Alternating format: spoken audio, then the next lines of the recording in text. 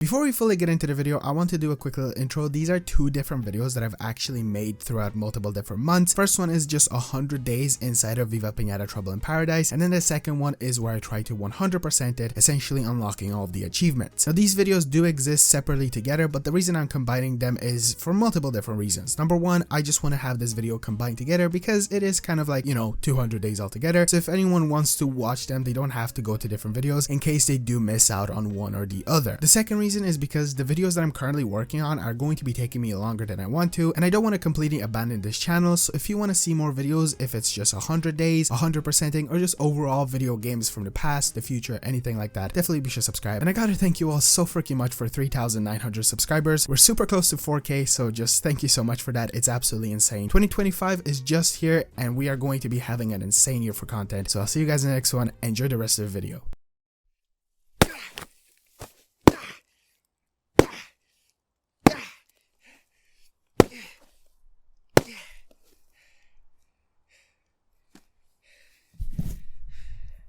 Viva Pinata Trouble in Paradise, a sequel to, dare I say, one of the best games ever made, which is called just Viva Pinata. I decided to play 100 days of Viva Pinata 1 back in May, and I basically challenged myself to get every single pinata in one go.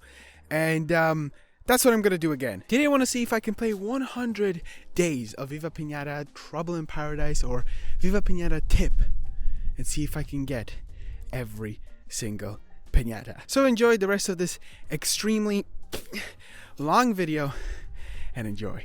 Day 1 started off instantly with a lot of chaos and a lot of things happening at once. I got an intro cutscene with Professor Pester, the bad guy of this game, with his goons breaking into Piñata Central and somehow breaking down the whole service. So the game just starts you off straight away from here. Quickly comparing it to the first game, it starts you off in a garden that has already been begun, or well, not exactly destroyed and completely dried up like in the first game. Here I have a Lickitung, poppy plants, and some paths put down, which I will probably get rid of later. And from here, instantly the game made me do annoying tutorials that had me flying around the place while it told me to do some of the stuff. During that, a Bispotty showed up, who is a brand new piñata to the game. Also, something cool in this one is you can actually exit the bounds of the garden, which is a huge help considering that, again, in the first game, you were just always limited to your garden and you could just never leave that white outline. Thank God this edition is here. From there, my favorite, or at least one of my favorite piñatas appeared, a worm. Good to see you again. Did a Siripin followed it, and then on top of that, the Bispotty became part of the garden. One thing I need to quickly mention is I will probably mispronounce piñatas or just call them by like their animal name, because if you look at a Siripin, it's just a snake. So just in case, considering my first video had some criticism of my pronunciations, I just have to make that clear. From there, I got introduced to a candosity meter, which is basically used for sending off piñatas to parties. Definitely a bigger thing in this game compared to the first one, so I just had to fill up the meter by naming the Bispotty something. And because its name starts with a B, and I just kind of like naming piñatas with whatever their first letter is, I wanted to call it Brittany. And I asked my Alexa how to spell Brittany, and instead it spelled out how to spell Britain. So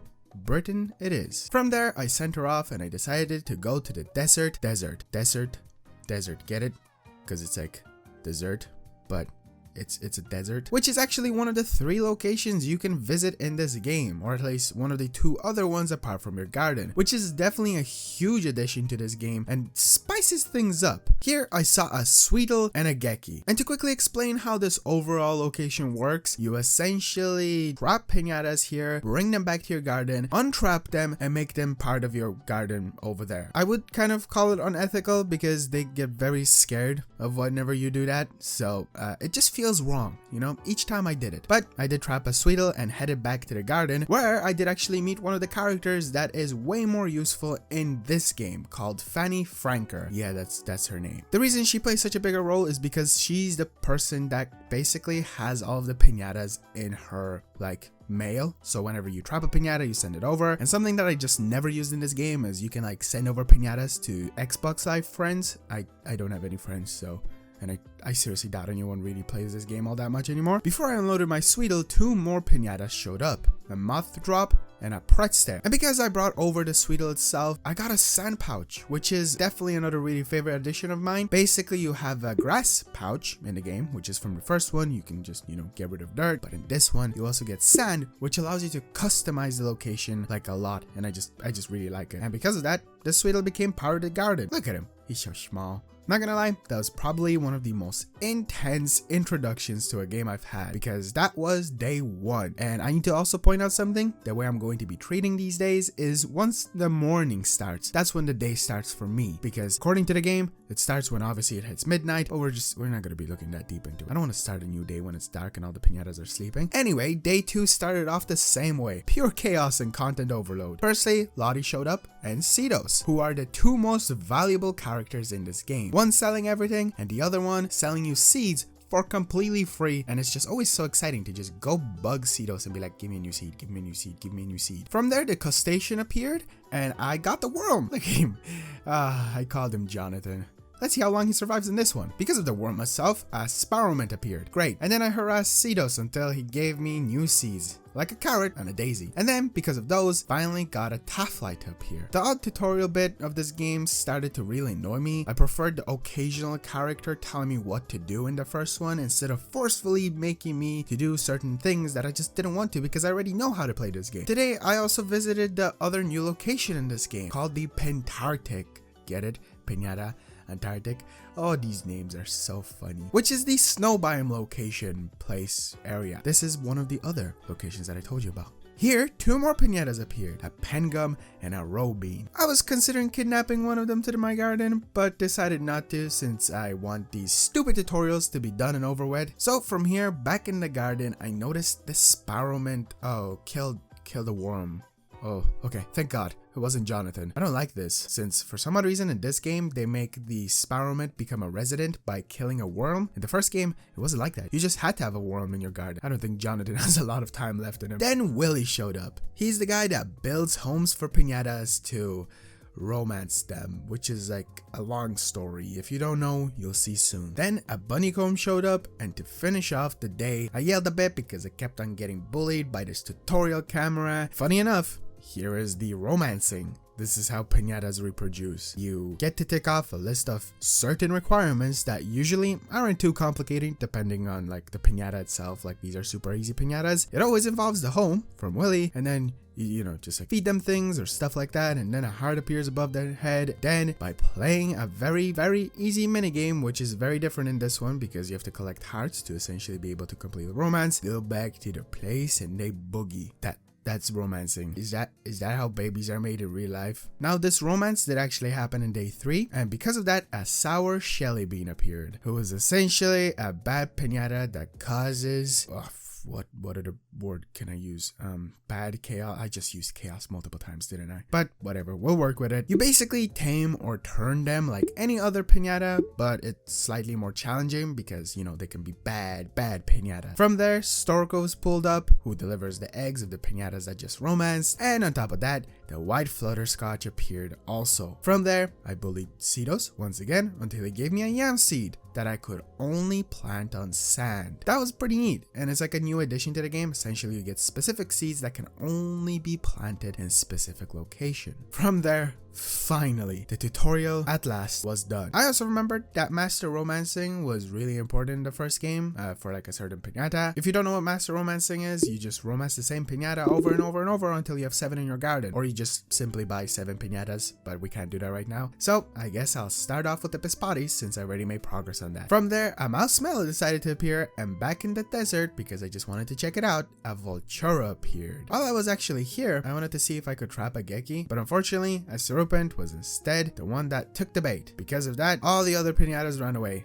Anyway, back at the garden, I was messing around with the new camera feature, which I assumed was just like a way of getting into photo mode by taking pictures of your piñatas, but accidentally I ended up trapping my Lickatoad. Like, it just completely vanished. I panicked a bit, but thankfully I went over to Fanny Franker and she just had it like in a box. What? Okay, thank God it's back. To finish off the day, I got a bluebell seed and a new mysterious one that needed snow to be planted because nothing worked. I don't have that yet. Day 4 started off with a bunny comb becoming a resident, and it's sad because in this game there isn't any cool video when piñatas turn or like become part of the garden, which is very stupid in my opinion. Like, I really enjoyed the camera actually taking me away for something that I would like to see which piñata finally became a resident, because these early days too chaotic to keep up. Also, today Jonathan died. 4 days. Seriously? Like, was it even 4? Was that 3? I don't even know. That didn't last very long. Oh well, you did your best. Then the white flutterscotch finally became a resident, and a Tartridge, and on top of that, a Arachnid decided to show up. Who? Wait, what? The Arachnid is trapped? I kind of remember this. I've played this game a lot when I was younger, but I just don't remember this one the most because it's been like at least 10 years since I've played it. So it turns out by going over to Willy, I was able to pay him 1,000 chocolate coins to set it free. I'm pretty sure there's gonna be more of these in different situations later on, so that's kind of interesting and fun. Today, I also realized that romancing in this game will be very difficult because those heart things that I told you about are really annoying to collect, and especially since there's a timer and it becomes a bit stressful. I guess they had to spice it up in some way. From there, I got the mouse smell, and then I went over to the Pintarctic, where there is a new sour piñata, the sour lemoning. What the hell are you? Why are you? I kind of love it. Also, I wanted to see if I can get a Robin, but nope. Again, piñata got caught that I didn't want, but trying it one more time, I managed to catch it. Yeah, you can try it multiple times if you're lucky enough. And since I brought it over back to the garden, guess what I got? A snow pouch, finally. Yippee. And then I also learned what that sea was. It was a holly bush. Neat. Today I got a shovel upgrade that finally let me dig water, which is also weird in this game comparing it to the first one. This time around, you dig in the same spot multiple times and it like digs up the spot, but it also covers up the spot, the same button, so that's weird. But then again, there was a very cool workaround, which is essentially you put down these like flag posts that connect together, but only a certain amount, and then you can dig a very large amount of water in one go, which is a good and bad change in my opinion, but more good. I definitely prefer this way. It makes stuff really fast, and you know, I prefer it that way because I had to dig like an entire garden of water in the first game, so that was, you know, very good change. On top of all of that, I got a Robin to become a resident, and then look who decided to show up. Another piñata that I absolutely adore in this game, a Fudge Hawk. Day 5 also started with a Cluckles showing up. Damn, 2 piñatas back to back, look at me go. Which had me a bit confused though, because in this game, I guess the pets that were in the first game, which was like a thing, you could buy pets very easily, you didn't have to like actually make them become a resident, are now piñatas that you can just get, you know, outside of the garden. That complicates stuff. That definitely does increase the amount of piñatas that you need to get.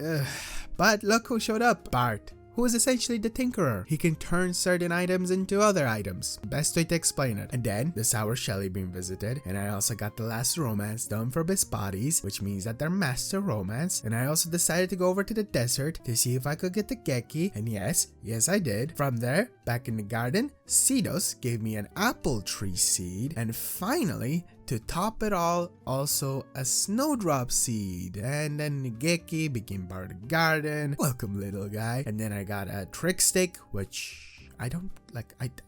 You basically can save tricks that piñatas do. I'll be honest, I barely use this throughout the playthrough, but cool, I guess. And since I was done with the best bodies, I sold them all. But left Britain, you're special. Then a Pretzel visited, and the Wheeling show up, which is meant to be like Arthur first, I guess. But I guess he followed him after. Essentially, Arthur is like a pimp to helpers. That's the best way to explain it. The helpers being multiple characters that can come into your garden and help you out, like the Weedling, who just gets rid of weeds. But I never get him because I don't find any use in, you know, a Weedling. I try to get the weeds away myself. Also, Gretchen Fetchum appeared. She's another MVP. Basically, catches any piñata you need. Skipping over the whole like, oh, I need another piñata and I have to wait until it enters my garden and blah blah blah. She'll just catch it straight away. But you know, you have to have tamed the piñata before. Viva Pinata fun facts! Whoa, we're back with the fun facts. Crazy that they're back.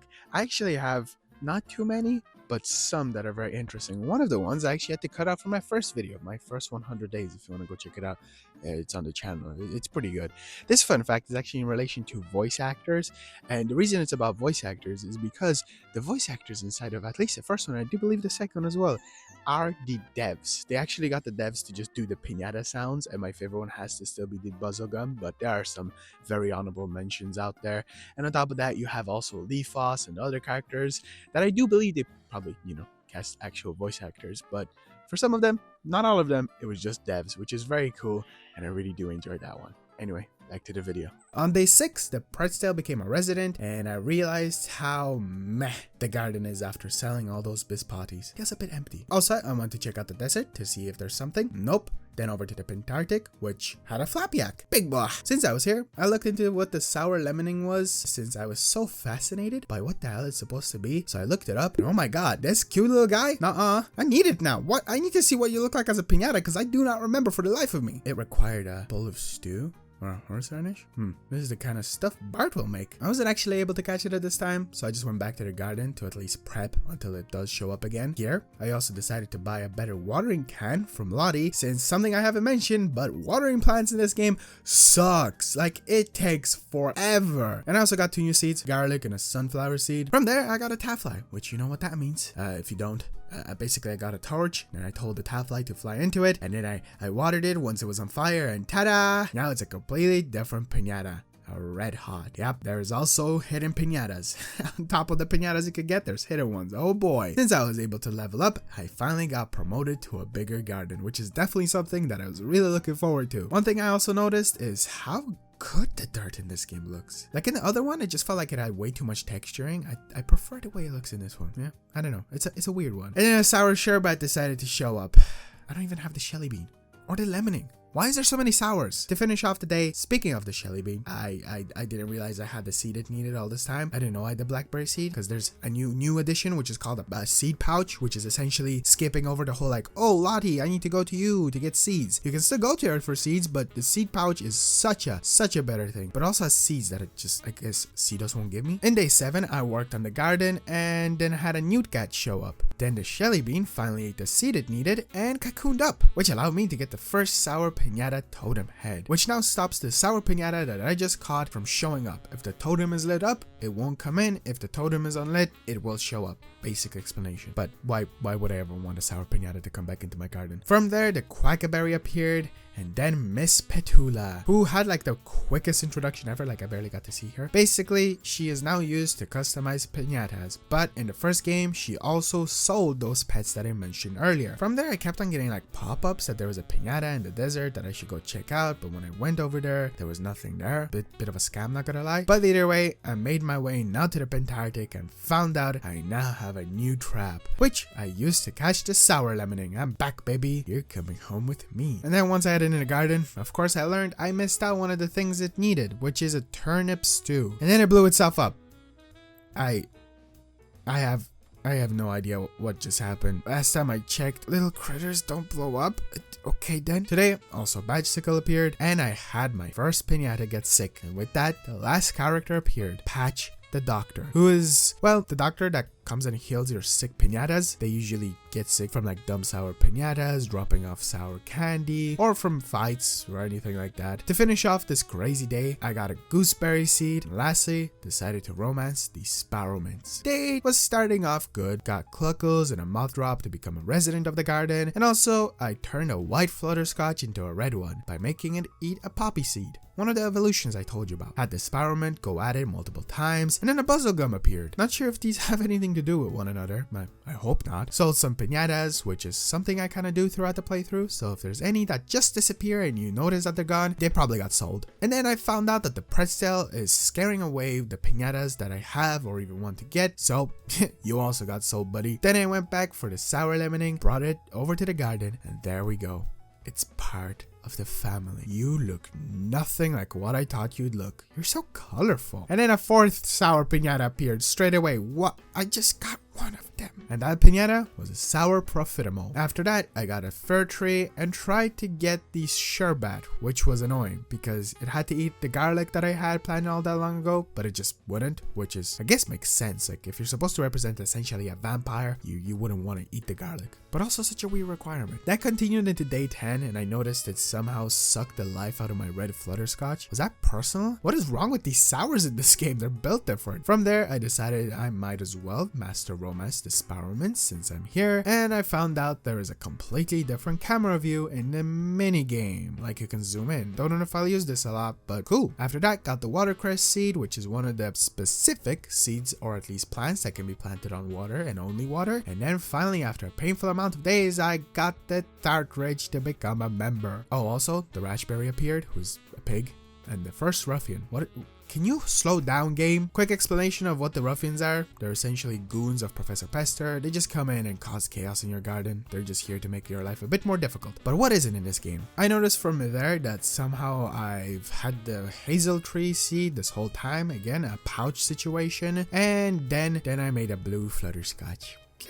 And then from there, unfortunately, I got my first really annoying thing that happens in this game, and at least it happens to me a lot in these next few games that really pisses me off and kind of makes me not like this game as much. What? Don't worry, that opinion will change. And that thing is your garden is too full. The amount of times I had Lottie tell me, the game tell me, Leafos tell me that no, you can't place stuff down because there is too much. It's so annoying. Like, I couldn't buy things, I couldn't place things. I get it, it's because there's trees or there's too many piñatas, but it like, goddamn, the 360 was limited. Remaster this game, remake it. Let me overload my garden with like just bisbodies. Why not? But anyway, to finish off the day, the night watch appeared, and I decided I'm going to go for the bicycle just to kind of, you know, get it in the garden. And it requires geckis. So I guess time to romance geckis. Here's your time to shine, buddies. Starting in day 10, I noticed that the sherbet was about to again suck the life out of the red flutterscotch, so I decided to bonk it. And then I just went back to working on the Geki romance. During that, a Jamilian appeared and also a Squazzle. Today, I decided to invest in the Sprinkling, who showed up last night, and hopefully she actually helps me watering stuff around the garden. Speaking of watering,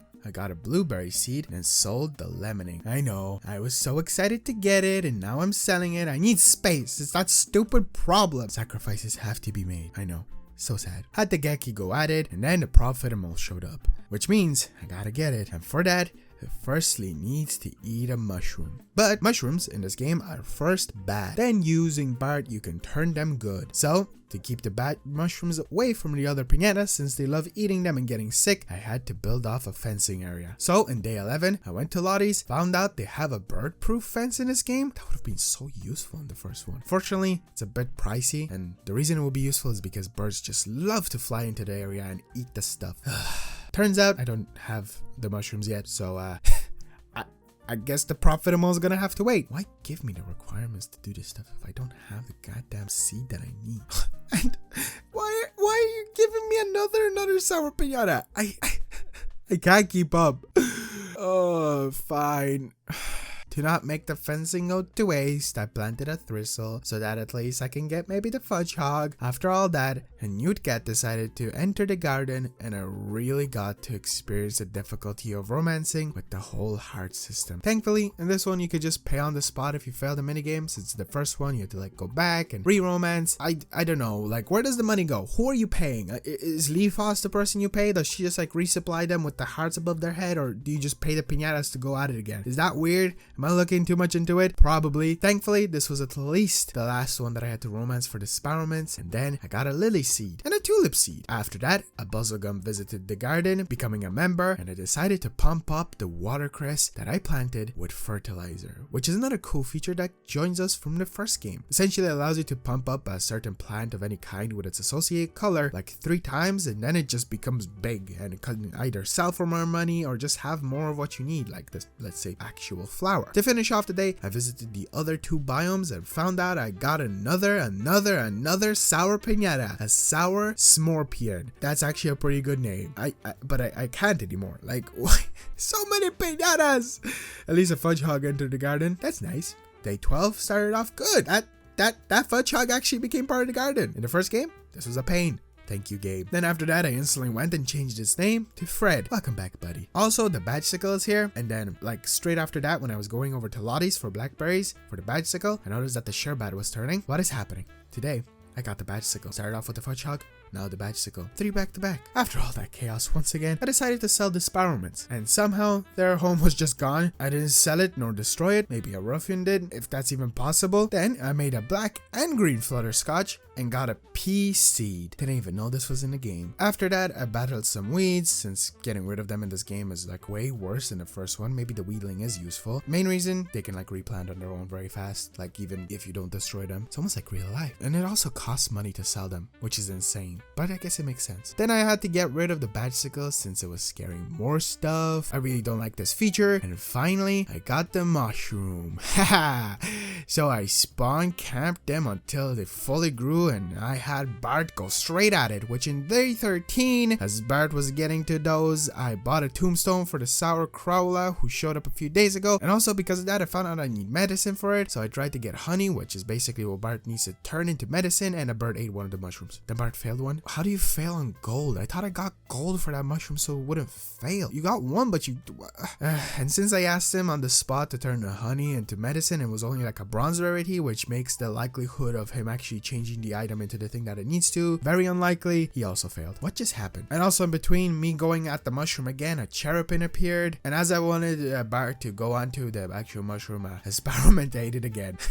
I told you, they just love eating the goddamn weeds, and especially the mushrooms. Damn you, birds. I am like up to here right now, okay? Like, I know you can't see, but it's up to here. Imagine my hand just being like extremely high right now. That's where I am. You know what? Bye. Sold his ass. You're not doing that again, buddy. On the good side, I got the newt cat today. The Jamelian decided to join the garden. Great. Okay.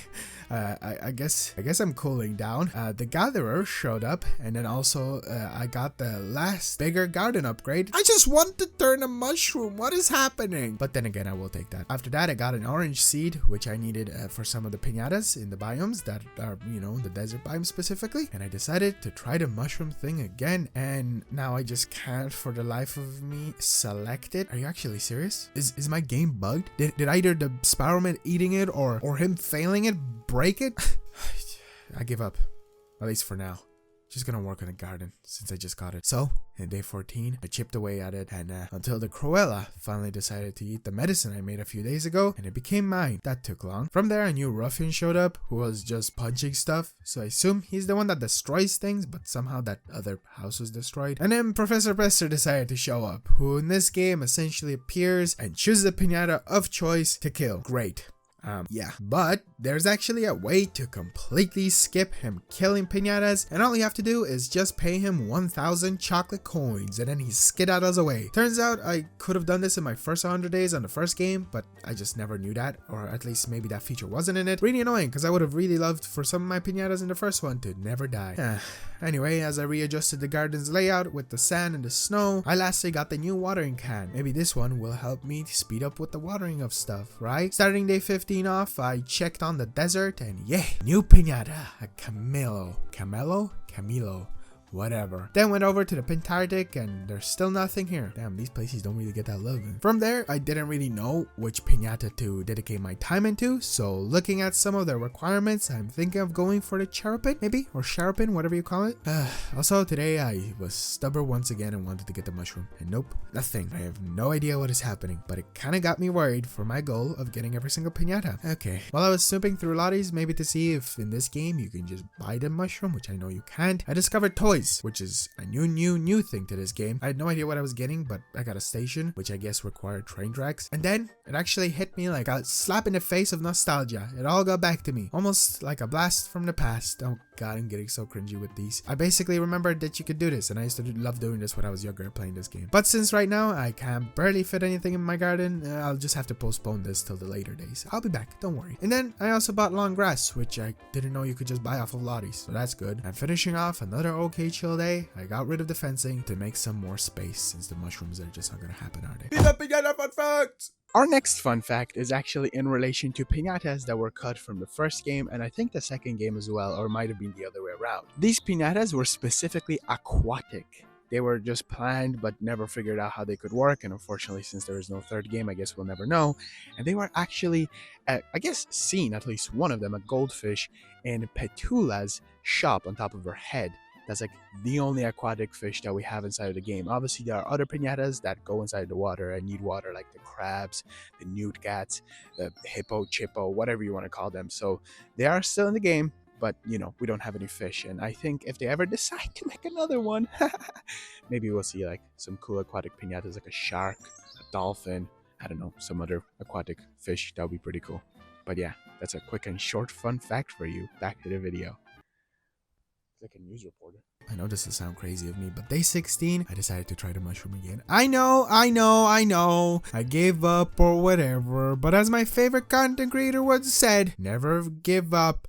Never back down. No, wait. Never back down. Never give up. That's the way it goes. Yeah. I went back to Lottie's and this time invested in the bird-proof fence. No bird is gonna ruin it this time. And then I waited and waited. And nope. Still doesn't work. I'm just sad. I really hope I can get this one at some point. But hey, look. Donut appeared because of the long grass. And a sweet tooth. Because water, that's good. Trying to clear my mind of the whole debacle, I got the raspberry to become part of the garden, and then I just kept on getting angry because Lottie wouldn't sell me stuff because you guessed it, not enough space or whatever. And to finish off the day, I got the duck. Great. Okay, day 17, I got a night scene and decided I wanted to kidnap a piñata from the Pintarctic. Piñata of choice, the pangum, and what? Scammed me? Ate the chili and dipped. Fine, want to play hard to get? Let's try it again. Got your ass. Back in the garden, I was trying to work on getting it. A sour smelba appeared. Another one. I'm constantly getting sours. I need to relax with these. But then again, I do need all the piñatas, so keep them coming. I'm being slightly bipolar during this playthrough. Also, yes, I know you can buy the totem to stop the sour piñatas, but I don't want to do that. I like the challenge. That's basically playing on easy mode, and me complaining is basically for the video, so relax. Also, I realized that the crab was vibing in the garden since I was multitasking trying to get it. And turns out, I was off by like 2 water squares before I could join. And by the time I did that, basically, you know, like get 2 more %, dig up like 2 more holes, it just dipped, or at least ceased to exist. But hey, on the bright side, the pangum joined the garden. Day 18, I again raved the feeling of kidnapping.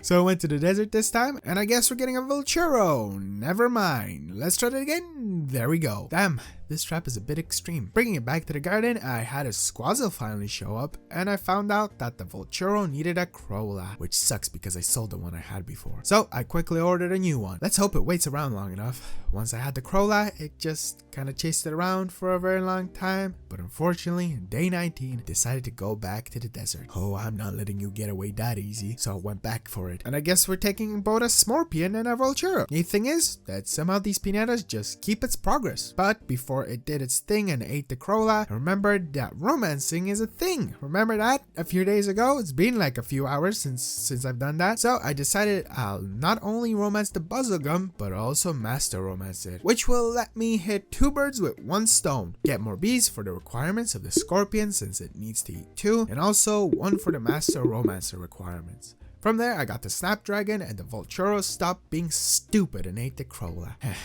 Look at him go. Then I decided to just rename the Sweetle I got like a few days ago to Bob, because I kind of like the way he looks, and he just looks like a Bob, and I want him to stay in the garden for as long as possible. And lastly, I realized that one of the requirements for the turtle is to have a growing water lily to visit, which is very interesting, as I didn't know that literally meant like it has to be specifically growing. Day 20, I got a second bee and a hay bale, because I'm pretty sure this is how you get the Horstachio Pinata to appear in this game, which is another one of my favorites. And then the squazzle showed up, and oh look, yep, I was right about the Horstachio showing up. I then sold the Vulture. I know, sad, but whatever, we gotta move on. Finally got the crustacean, crab, yeah, and also the turtle, cherapin, back to back. Wow, interesting. From there, a raisin appeared because I finally decided to plant a buttercup. I didn't know that was one of its requirements, and had the buzzlegum romance. And finish off the day, I got a tiger lily, and also finally got a sweet tooth. That was 3 in one day. Look at me go. Day 21, I decided to invest in a gatherling since I'm still just constantly having this space issue. Like, it's way more annoying than in the first game, which was also a reoccurring problem, but in this one, it's just infuriating. Then the sour smell bad entered the garden, and I guess she needs roses, which I don't have. That's great. Then the dragonfly appeared, who is also stuck now in what looks like ice. How did it get in there? Who knows? But to get it out, I need to have enough red hots collected. That's kind of interesting. I guess it's not always like pay this person to free that piñata or something like that. And then finally, the piñata I've been secretly, but also not secretly, working for has appeared. Another sour one, but this time the sour maca raccoon. This piñata needs you to have 5 Master Romancer awards, which is only one of its 2 requirements, which is why I have been slowly chipping away at them, just basically to get a head start and make life easier later on. After that, I noticed I had a hemlock seed, which I have no idea what the hell this is meant to be, but I do know what this one is. The monkey nut tree. And because of that, a Cinnamonkey decided to appear. Since my curiosity was getting the best of me, I decided to see what that hemlock seed was, and it's definitely weird looking. Once I decided to destroy it, since I obviously don't want a weed in my garden, the weirdest thing happened. All the piñatas just instantly swooped in to eat the flower, and nothing happened. They really just love weeds. I thought one of them would get sick or something. Sparrow mint on that turtle back. That's actually kind of cool. Then I decided to name the Geki Greg, since this is another one that I kind of want to stick around and he just looks like a Greg. Anyway, in day 22, after the Buzzlegums were done romancing, a Swanana decided to appear, and it's also stuck. According to the game, I need the Wheedling to set it free, so that's gonna have to wait because I don't want to get one right now. And then the Diggerling did also appear. Diggerling, Wheedling, so many lings. The basic thing that the Diggerling does, he digs stuff up that are valuable, but again, that's something later down the line. Because I had a new Venus piñata trap, I decided to grow it also for some XP, and not only did it kill a poor flutterscotch, like goddamn relax, but also once again the piñatas threw themselves at the flower, and now my bee is a different color. That was random, but yeah, that's another thing you can do in this game that I guess happened completely by accident. Piñatas can change color when they eat a specific thing that would work for them, and I guess this specific flower worked for the Buzzlegum. I'll take it, I guess. After that, I actually made a crazy discovery because I decided to look at my garden space, because again, it's been a problem this whole time, just to see out of curiosity to see what is actually taking up all this space. And you'll never believe this. Somehow, this game is counting both the Dragonfly and Swanana as being in the garden. So essentially, they're trapped, but also not trapped. And to make things even crazier, they're trapped. Like, weird icon is included in this, on top of piñatas that I don't even have appeared yet. The other piñatas that are just gonna be stuck are already stuck on my garden in a way and taking up space. This explains so much, and this is stupid. That's what I'm gonna say. This is the stupidest thing I've seen, and it's just annoying me. Also, why is Leafos taking up like 4 spots? Why is this a thing? Whatever. Again, another one of those whatever moments. Just gotta deal with it because it's an old game, and that's how old games work. I guess I have to start working on the ones that are currently taking up the space that are trapped. So I guess let's farm some red hots. But because they cost a lot of money, instead I'm just gonna get Tafflies and turn them into the red hot by burning them. But thankfully, on top of all the frustration that these early days are giving me, one thing that did let me go push through the days is a sleeping turtle. Look at him. Why is he sleeping like that? There's always good in this game sometimes. In day 23, I actually had a rose growing, and I decided to pump it up with red fertilizer. Yeah, because this time around it's just gonna give me a bunch of the flowers, which again are needed for that funny little smell bar. And I decided to go over to Arthur's to get the Wheedling again, because I thought that you had to get the Wheedling to set it free, but nope, you just actually pay Arthur to do it. Kind of, you know, misinformation. But now, there you go. Swanana is officially free, and it finally lets me put down stuff again, or at least for a while, right? Another thing that really happened today, apart from anything else that is actually noteworthy, is I got the Horstachio. You're mine. That's cool. One of my favorites. But now, day 24, things got a little crazier. Firstly, got the Bulrush seed, then a Sour Crocodile appeared, great. Got a Master Romancer on the Buzzlegum, so now I can both sell them and also get the Scorpion I had put away all this time and hopefully tame it before it runs away. So I brought it out and patiently waited while it was scaring everyone away, because I guess it's a Scorpion, so that's why. Professor Pester got his money to piss off since he appeared again, and would you look at that, not only might I get the Scorpion, but also the Smellba. There's some days that nothing happens, and there's some days that too much happens, but there you go. The Smellba is officially part of the garden. From there, a stupid new Ruffian showed up, which played an animation, and after a while, it just played it again. Did I get 2 Ruffians, or is this a bug? Anyway, look. the Scorpion ate the last buzzer gum and it's mine. 2 sours, baby, let's go. Because of that, I was told that Lottie's has a new watering can, and oh my god, what is wrong with her face? Like, what? This bug was in the first one, but this is traumatizing. God. And turns out that this watering can is the one poor watering can. Basically the most overpowered thing inside of this game, or at least for plants, that I absolutely adore. You have to only water the plant once, and it not only just stays watered until it's fully growing, but it also just gives it the perfect amount, which is incredible. And at the end of the day, I decided it was time to master romance the worms, since it's super easy and I just have a bunch of them, so why not? So in day 25, I built them a home, or well, told Willy where to do it. Then I made another red hot, and then made the sad decision to sack Sprinkling, or just fire her, since again, she's essentially useless to me, and also I need space, so goodbye. After that, I made another red hot, and oh look, they're setting the dragonfly free. I guess I just needed 5, that's pretty good. And since I do have 5 of them, might as well master romance them, like I'm not too far off. Which means that both if the worm and red hot are done, I'll have 5 for the Mecha Raccoon. Look at me go. From there, unfortunately, I had to sell the Scorpion since it's scaring things away, and that's pretty annoying in this game. That's another one of those that I'm kind of like, wow, you really love to make this game really frustrating. And finally, I got one of the coolest new seeds in this game, or at least plants, the cactus, which is really exciting. And also, I noticed that there was like a piñata that just died, which turned out to be a dragonfly. You just got set free and instantly came into my garden and died, or is that why the game was saying that you were in the garden because, you know, bad programming or whatever, and you're in here? Who knows? Who knows? On top of getting the cactus seed today, I also got the banana tree seed. And also, since I haven't had the cat or dog up here, I wonder if I put down a milk or a bone in the garden if they show up. Spoiler, no. No, they don't. I just said that in case you're wondering why the hell is there milk or a bone in the garden. Day 26, I spotted a sparrowman killing one of my worms, so I killed it since I need these right now. Then I got a pop-up message that said there's a new piñata in the Pentarctic. Took it long enough for something to show up in one of those, and the said piñata was a jelly. Look at it. I love its googly eyes. He's gonna have to wait for now because back in the garden, the crocodile showed up and started messing stuff up until the craziest thing happened. I was distracted until I spotted it hunting down my precious turtle, so I swooped in with my shovel and bashed it up. And thankfully, I made it just in time before the turtle died. Oof, we got another one, ladies and gentlemen. And even the craziest thing happened because upon the full death of the crocodile, since it was a sour, I guess sours in this game punish you by spitting out weeds when they die. Guess what one of those weeds were? Yes, you guessed it correct.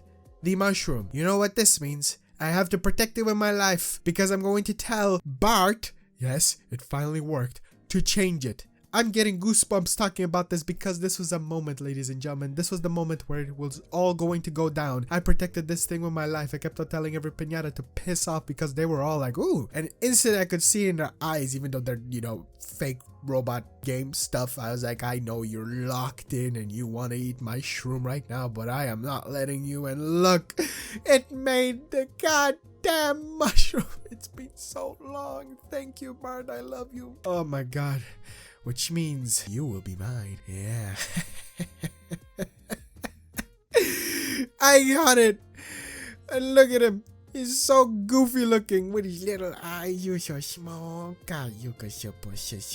Also today I got worms to master romance. In day 27, I now have 5 master romancers since I got the red hots done today also. Look at me, back to back. Oh, I guess I don't have master romancer. What? Upon further investigation in my book that tells me everything about my game, turns out that the sparrowmans did not master romance, and I do not think it was my miscalculation. From my further investigation, it could potentially be because of 2 reasons. One of them being because I master romanced them and never got the reward and I sold them too fast, or the most obvious one, when the egg was on top of the house that seemingly got destroyed and completely vanished, which I do believe the Ruffian was the case for. It had the egg on it, and from what I learned in my first playthrough of the first game of 100 days, if you destroy the house with the egg on top of it, unfortunately the egg dies. So yeah, never got master romance or not. That's great. Who the hell am I going to work on instead? Because I don't want to go for those goddamn birds again. I mean, the Sweetle. Sweetle is probably not too difficult. So, Bob, it's your time to shine. It's time to make a family, baby. Also, from here, I learned that I somehow haven't had this serpent visit the garden, or at least become part of the garden. I'm really struggling to keep up with some of these piñatas, especially like the ones from the first game. I'm way more fascinated in the new ones. Anyway, after that, I got Bob a new partner. I paid Professor Pester another 1k, and then got Bob Blade. Then I sacked the Gatherer, since now I'm surprisingly able to manage all of the ground stuff and the overload of things. Got a Paradise Seed, and I decided I'll order a Marshmallow to, you know, get the Serpent finally. Oh, you've got to be kidding me. I keep forgetting how many sour piñatas are in this game, because here's another one, the Sour Mallow Wolf. And to finish up this uneventful day, I pumped up some bulrushes with fertilizer because I was a bit bored, which is kind of ironic since so much happened. Day 28 started off pretty good. I got Master Romancer for the Sweetles. I used a combination of romancing and just ordering them from Gretchen, so that's why that happened so fast. Also got the second Marshmallow, so hopefully I can get the Serpent. And then I named the Horstachio to Harry. Forgot that his name was Pedro in the first game, but now it's Harry. I also learned that now after getting all 5 Master Romancers, the Mecha Raccoon needs a Cluckles. So I decided to quickly order that just to see if I could get it, and I got a Parry Bow to appear, which is also stuck because some ruffians won't let it go. Great. And to get it out, I need a certain amount of Mallow Wolves. Man. So I guess I need to work on that. I just need space. So Mallow Wolf? What do you mean you need a hog herd? Hog heart? What is that? I genuinely have completed like half of these piñatas exist in this game. It kind of made this experience way more fun. Basically, the way I get it is by feeding a cheesecake to a raspberry. How the hell do I get a cheesecake? So from looking it up, I need to change milk to cheese, and then the cheese to cheesecake. Not a lot of work, but also a lot of work. Gotta get started on those, I guess. As I was doing that, I spotted that the Serpent was getting the Marshmallow, and there it is. Power the Garden Gang. Definitely not overdue. Ordered a raspberry and wanted to get a Sparrowman to change into a secret Canberry piñata, which didn't work. What? In this game, I guess it doesn't eat a buttercup, which is the thing that I used in the first game. Looking it up again, which is where I started really using the Viva Pinata wiki for this game, since if I didn't have the Viva Pinata wiki, I would genuinely get nowhere in 100 days on this game, so thank you so much for that. And since I looked it up, it needs a dandelion. That kind of complicates things, since piñatas love these, you know, the flower. Okay, so I made space in the garden for fencing, and then I spotted Bart messed up the milk. What is up with this man in this game? I paid so much money for the gold thing, and you still freaking failed. What? Okay, it's okay. Go again, I guess. Thankfully, in day 29, he got it, and also I was able to get the Canberry finally. After that, Professor Pester showed up again.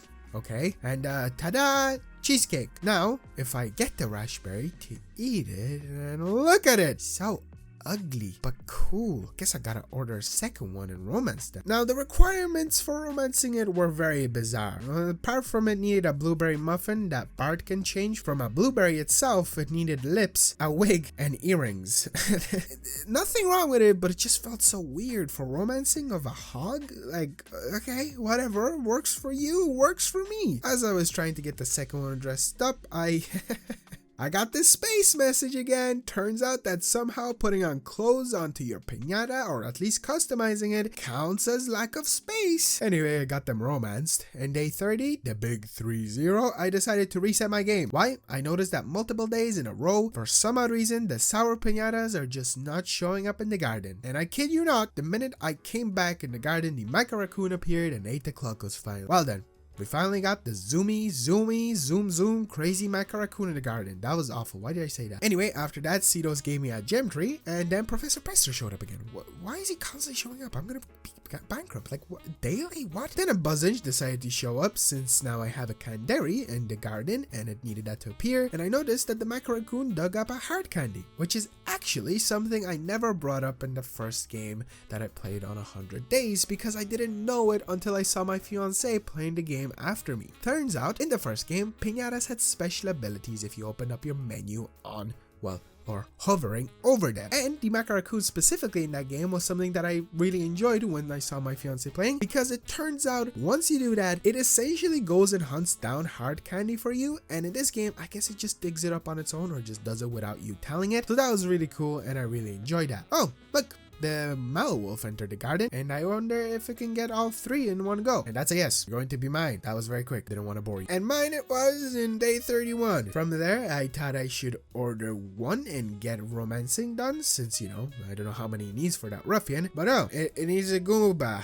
I don't have that yet. I don't even know how to do that. And from there, to make matters even worse, Sour Bonbon appeared. I think this is the last one, right? Wait, no, I don't think. God damn it, it isn't it? And to make things even worse, our ruffian decided to fight a macaroon, and Professor Pester just appeared again. Bit of a spoiler. Turns out Professor Pester just appears every day. I was trying to keep it up for the video, but there's absolutely no point. So basically every day I kind of have to pay him. There's some days that he just decides not to come around, but yeah, I spent a lot of money on this goddamn prick. But hey, turns out I don't even have to romance the Wolves, because I guess 2 were enough for the ruffian, which makes sense. I don't know why I thought it needed more. And speaking of literally the last sour a while ago, the last sour pinata just appeared. The sour Limousinosaurus, the rhinoceros, which is arguably my favorite pinata in this game. There's another one that competes, or well, 2 more that compete. Apart from the first game, obviously the fudge hog, the horstachio. I will be honest, this rhino, well, at least when it's not in sour form and a different pinata that I'm saving for the build-up, I genuinely love these 2. They're just, I mean, rhinos overall are like my favorite animal in real life. They're just cool and also so endangered, which is so sad. Oh well. And since obviously I now needed the rhinoceros, I found out it needs a parmadillo. The hell is a why am I learning of these piñatas from these other piñatas? I guess that's how it's supposed to be. So again, I went back to the wiki and I found out that the way you're supposed to do this is by getting a fudge hog to eat a coconut. I don't have a coconut tree. Am I supposed to? What day was I supposed to get the tree? Turns out that I looked it up online and you're supposed to harass Cedos until he just gives you one, because yeah, I was supposed to get it by now. Okay, I guess that's what I'll do, because you know, at least I'm a really good person at doing that to Cedos. So yeah, that shouldn't be too difficult. And also, to finish off this day, the kitty floss appeared. Wow.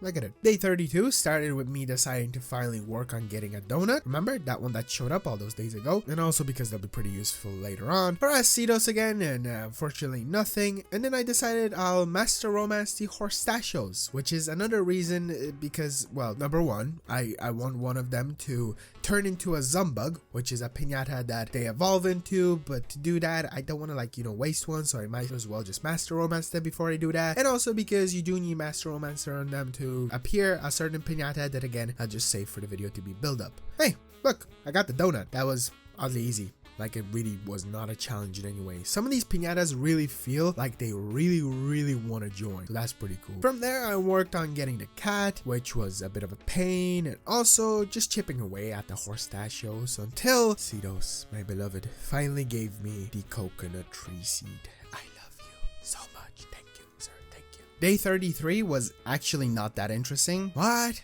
First day in a while? Most interesting thing, Bon Boon visited, so I beat him up since it needs to fight a member of the Serpent family, which I do not have, and I doubt my one-headed one can really do much. Spoiler alert, I guess. Oh, also the moneymaker seed, the orchid, was obtained, which basically, if you pump it up with a bunch of a fertilizer and then sell it, it brings in the money. Trust me. Day 34, the cat finally stopped being a pain and became a member of the garden, and then the Limosaurus, or Limosaurus, Rhino entered the garden, and oh boy.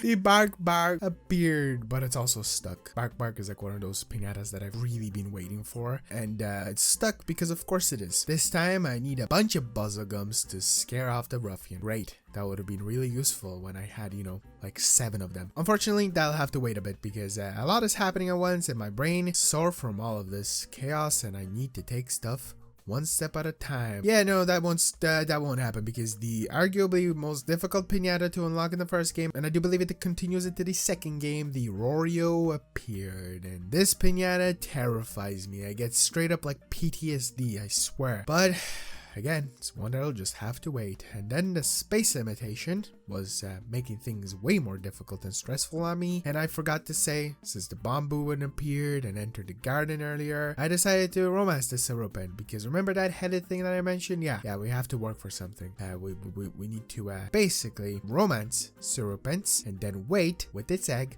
until it jumps up and then smack it with my shovel, and then it explodes and pops out with a 2-headed snake. Yeah.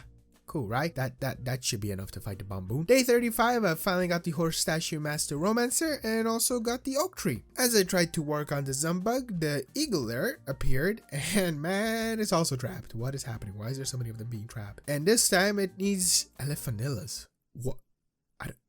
I also don't have that one yet. I don't even have it appeared. What is happening? Okay. At least the Tunicorn appeared, which was the thing that shows up when you get the Master Romancer and Horse Statue, so that's a good thing. I kind of goofed with the Professor today because instead of, giving it 1,000 coins, I accidentally gave it 100 because I went too fast, and then I decided to go for Harry. You had a good run, buddy. Honestly, you survived longer than I would have ever expected. Today, the Bamboon showed up again, which surprised me because I thought if I kill it, it won't show up forever, and then I decided to have the two-headed snake try to defeat it, and after a very, very long fight of spectating them going back and forth, it actually did it. Well then, I'll take that. I did not expect it. From there, I spotted a Tunicorn, came into the garden, and it needed to eat 9 gems. So I bought some and tapped the tree as well to see how many would fall off of it. That is a lot of gems. That should be more than enough. And look, that was very easy.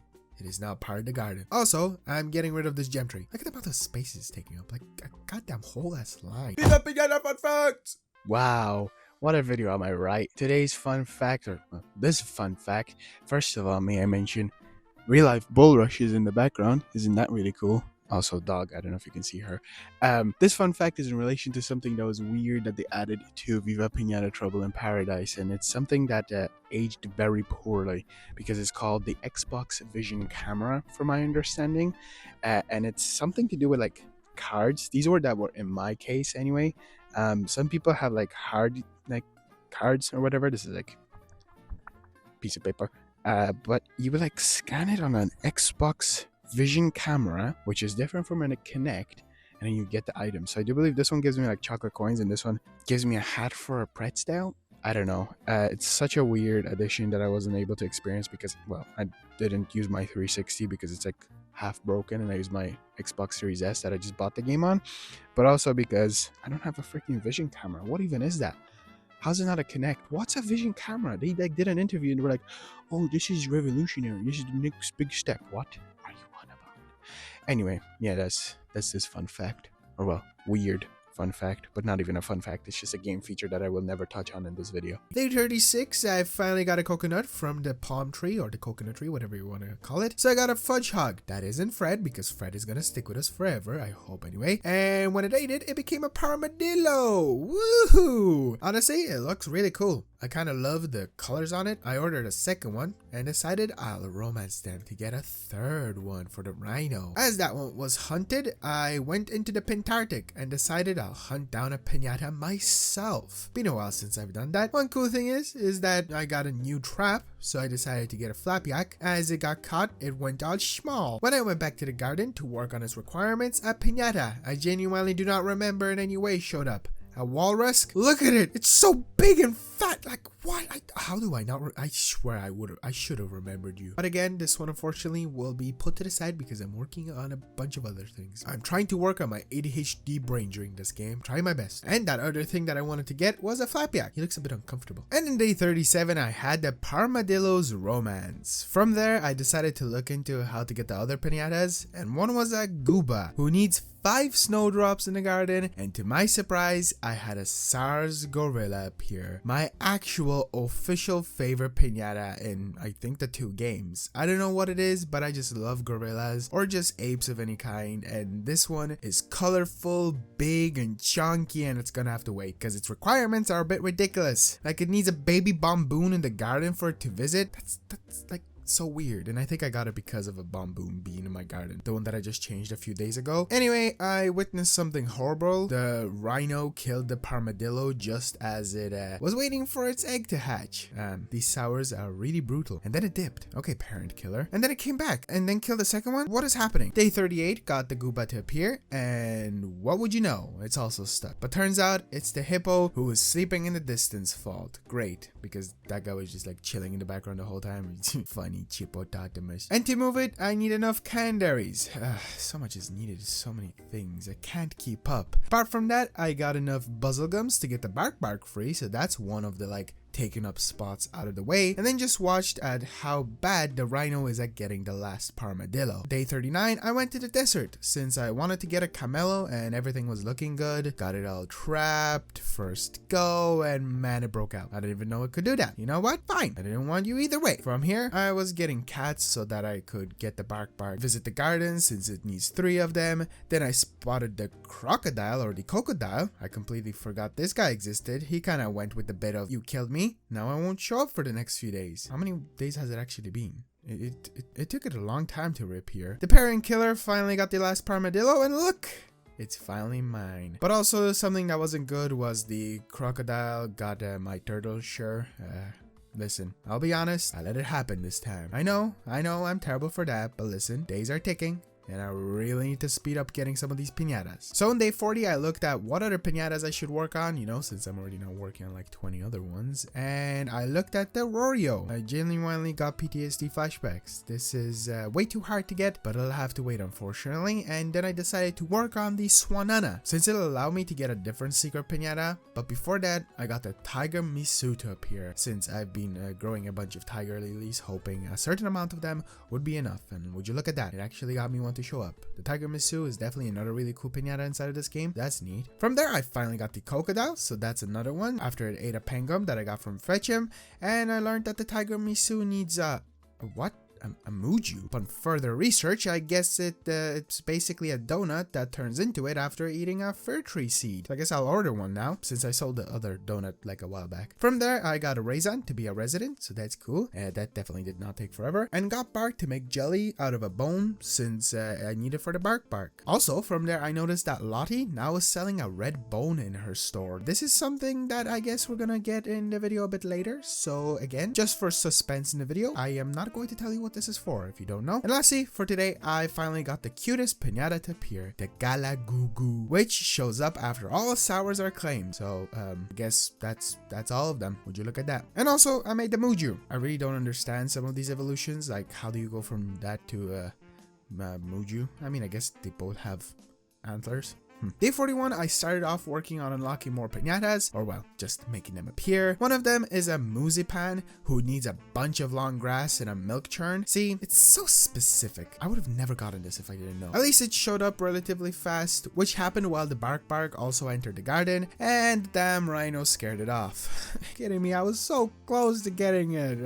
I'm sorry, but you gotta go, buddy. I need the Barkbark, okay? Yeah, I can't have you scaring things off. We just, we can't do that anymore. So, as much as that hurt to sell, I think I need to create a new mindset for this playthrough, since, again, it's day 41. We might still have around 59 days left, but still, the new rule is don't get attached to piñatas. Well, that doesn't apply to Fred, and maybe Greg, and also Bob, and you, Britton. Yeah. Speaking of the whole scaring away, the Swanana appeared, and then the crocodile scared it off. Great.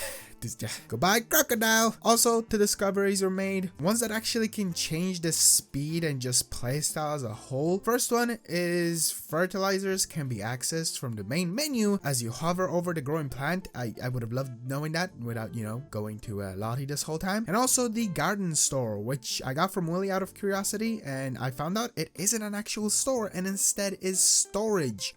Yeah, remember that whole issue that I've had? Yeah, you could put stuff into it and it just kind of is like a refrigerator, but it calls itself like a time machine. Yeah, that's interesting. In day 42, you know, the discovery was good, but it also, you know, didn't make things better because no piñata wants to enter my goddamn garden all of a sudden. Firstly, Swanana, oh yeah, annoying as hell in this game, did nothing. Wanted to get something from Biomes? Oh, nothing here as well. And the end of the day go, yeah, failed, since I did nothing. Day 43, I guess I got enough canderis from Gretchen and the Gooba is free. As for maybe the Barkbark showing up, or Swanana, or even the Tiger Misu, or anyone, yeah, nothing at all. What is happening? 2 days in a row. Day 44 was a bit better-ish. Since I've wasted 2 days, I decided to start romancing things. So cats are first up. Thankfully, the Gooba isn't as stubborn and entered the garden, and I guess the Swanana too, finally. But guess what? Nothing. The goddamn Swanana is a pain in my ass. Thank you, Gooba. At least you joined the garden. Day 45, I randomly remembered there was another secret piñata in this game that I need to get a pretzel for, and I had to have it eat a bone, and ta-da! A piñata, a hyena essentially. I actually don't really know how to pronounce it, so just go with it. From there, today the Tiger Misu actually entered the garden and ate the Zumbug. that it needed, which was one of its requirements. That was actually pretty good. You know, after those stressful 3 days in a row where we're nearing that 50, at least I got one. On day 46, I had the kitty floss finally romancing. Also, I got the second Muju since the Tiger Misu does also need that, and I also started making progress on the Elefanilla. Definitely not working on like 50 other piñatas at the same time. So it needed a palm tree, banana tree, and a growing chili in the garden at the same time. So in day 47, I, on top of everything else, wanted to make the Fizzly Bear to appear. Again, I was just working on the freaking Elefanilla. So it needs 3 buzzle gums in the garden, a buzzle gum house, and also a honey hive. Damn, it's just like that freaking Barkbark situation. Would have worked out very well if I knew all of this stuff before, wouldn't it have? On the good side today, the Elefanilla did show up with all the requirements that I had in the garden, who is also stuck. Are you actually kidding me? Oh, and of course, another secret piñata, and this one is a Salamango, which is actually pretty easy to do. So in day 48, I got a newt cat and fed it a chili, which turned it into the Salamango. From there, the Fizzly Bear appeared. It's also stuck. What is happening? And it needs sweet toots. Okay. I guess I'll work on that too. Okay, so how many things am I doing at the same time? Too much, okay? Too much. We'll do it. We'll never back down, never give up. Towards the end of the day, the Cinnamonkey decided to enter the garden, and it's now a resident. Been a while since I got an actual piñata. Well, actually not, but you know, while playing this it was. In day 49, I decided I'm going to master romance, or at least romance the sweet toots until I get enough so that the bear can be free. And I remember the other biomes exist. It's been a while. This happens a lot throughout this playthrough. So I went to the Pintarctic and decided to hunt down a jelly. And no, that actually worked out, even though it wasn't easy, but I still got it. What's happening? I was not expecting that. So back in the garden, I started getting its requirements, and holy moly, it needs a lot of snow. But through dedication and a lot of time, I got it.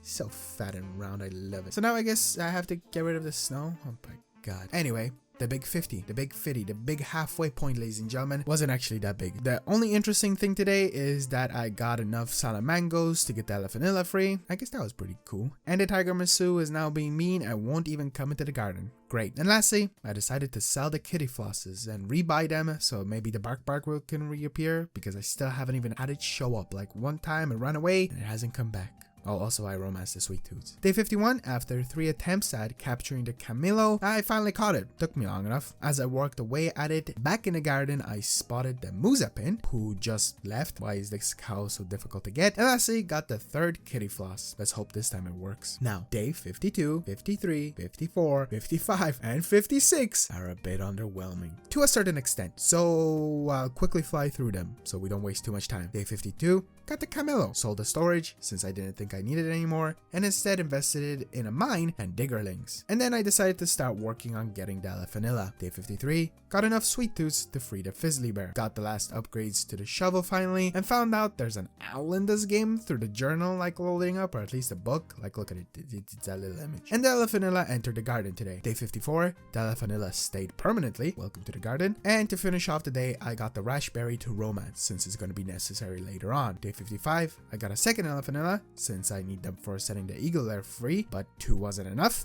so I looked it up and it needs 5. 5? Are you serious? Day 56, I decided to romance the Elefanillas. Maybe might as well, you know, since it'll be a bit cheaper. And yeah, that's it for the day. Like that's why I kind of broke it up into like this big part of the video. Now on day 57, I had those Elephanilla's romance, and once again, minigame is just as confusing as ever, since it's like a plane. There was a comment on my first 100 days of the first game, and somebody said it's because of Dumbo, that it has some relation to it because of a plane and stuff like that. I think that makes sense, because I have no idea why it's a plane. The Tiger Masu was still bullying me today. I didn't actually expect it to be this annoying. It's almost on the level of the Roro. And also today, the Swanana finally, after the many days, reappeared and was gone once again.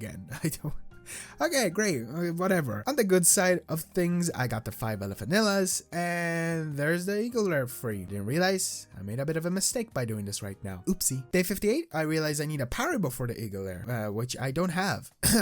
Oops. From there, I romanced the 2-headed snake and ordered some Cinnamonkeys for the eagle lair because it also needed to kill those. Eat those, right? That's better. Since the 2-headed snake romanced up, I began the egg watch, since there is a 4-headed snake that you can get by basically doing the exact same thing that I did to get the 2-headed one. There it is. 4 heads. And to finish off this odd day, I thought I'd start to work on the walrus also. I know, I'm constantly getting distracted. I can't help it, okay? It's basically the style of the game. Day 59 was a good day. I decided to just plant a bunch of tiger lilies. Maybe that'll work out. From there, I ordered a licatoad, which I actually wanted to turn into something, but it wasn't working. Every single time I wanted to feed it the nightshade berry, which is the thing that it needed to eat to turn into a different piñata, I got sad, and I learned it's because it was trying to eat off of sand. Like, for some odd reason, it just breaks them. Okay, whatever. But anyway, there it is. The lacatoad. Get it? Lacatoad. Now it's pink and slightly deformed. And then, after so many freaking days, ladies and gentlemen, the tiger Misu finally entered the garden. Did those tiger lilies work? Maybe. Or is it just a wacky coincidence? Because look, it actually began hunting down everything it needed, and then I realized I was missing one of the piñatas it needed. For some odd reason, I assumed it needed a donut, but turns out it needs to eat a bubblegum. Why does it need to eat a bubblegum? I have no idea. In what way does a tiger eating a bee have anything to do with real life? Who knows? So it ran away before I could get the bee. I don't even know how I thought of the donut. Was it because of the moo juice? Donut evolving to the moo juice? Who knows?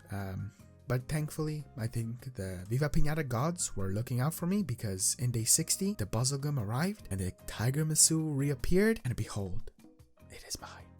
After the days and days of attempts, it finally decided to become a resident. This was such a freaking relief.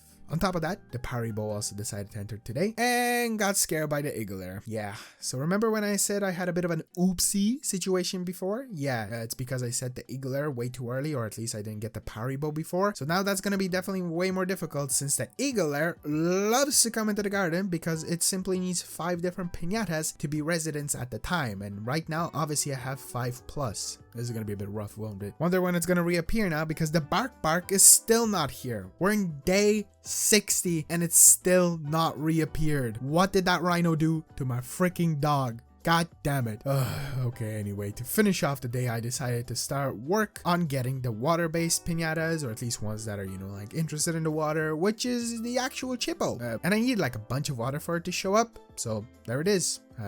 Just a second ago, I said I need him, and boom, day 61, it appears. But that was kind of it for the day. Like, seriously, day 61 was just me digging and planting things. But day 62, the Walrus entered, and I genuinely cannot believe this is a real piñata. It looks so goofy, like seriously. Then the Chippo fully appeared, and it just went away. Okay then, playing hard to get, like every other freaking piñata in this game. And the blob itself is now part of the garden. Welcome, Walrus. Seriously.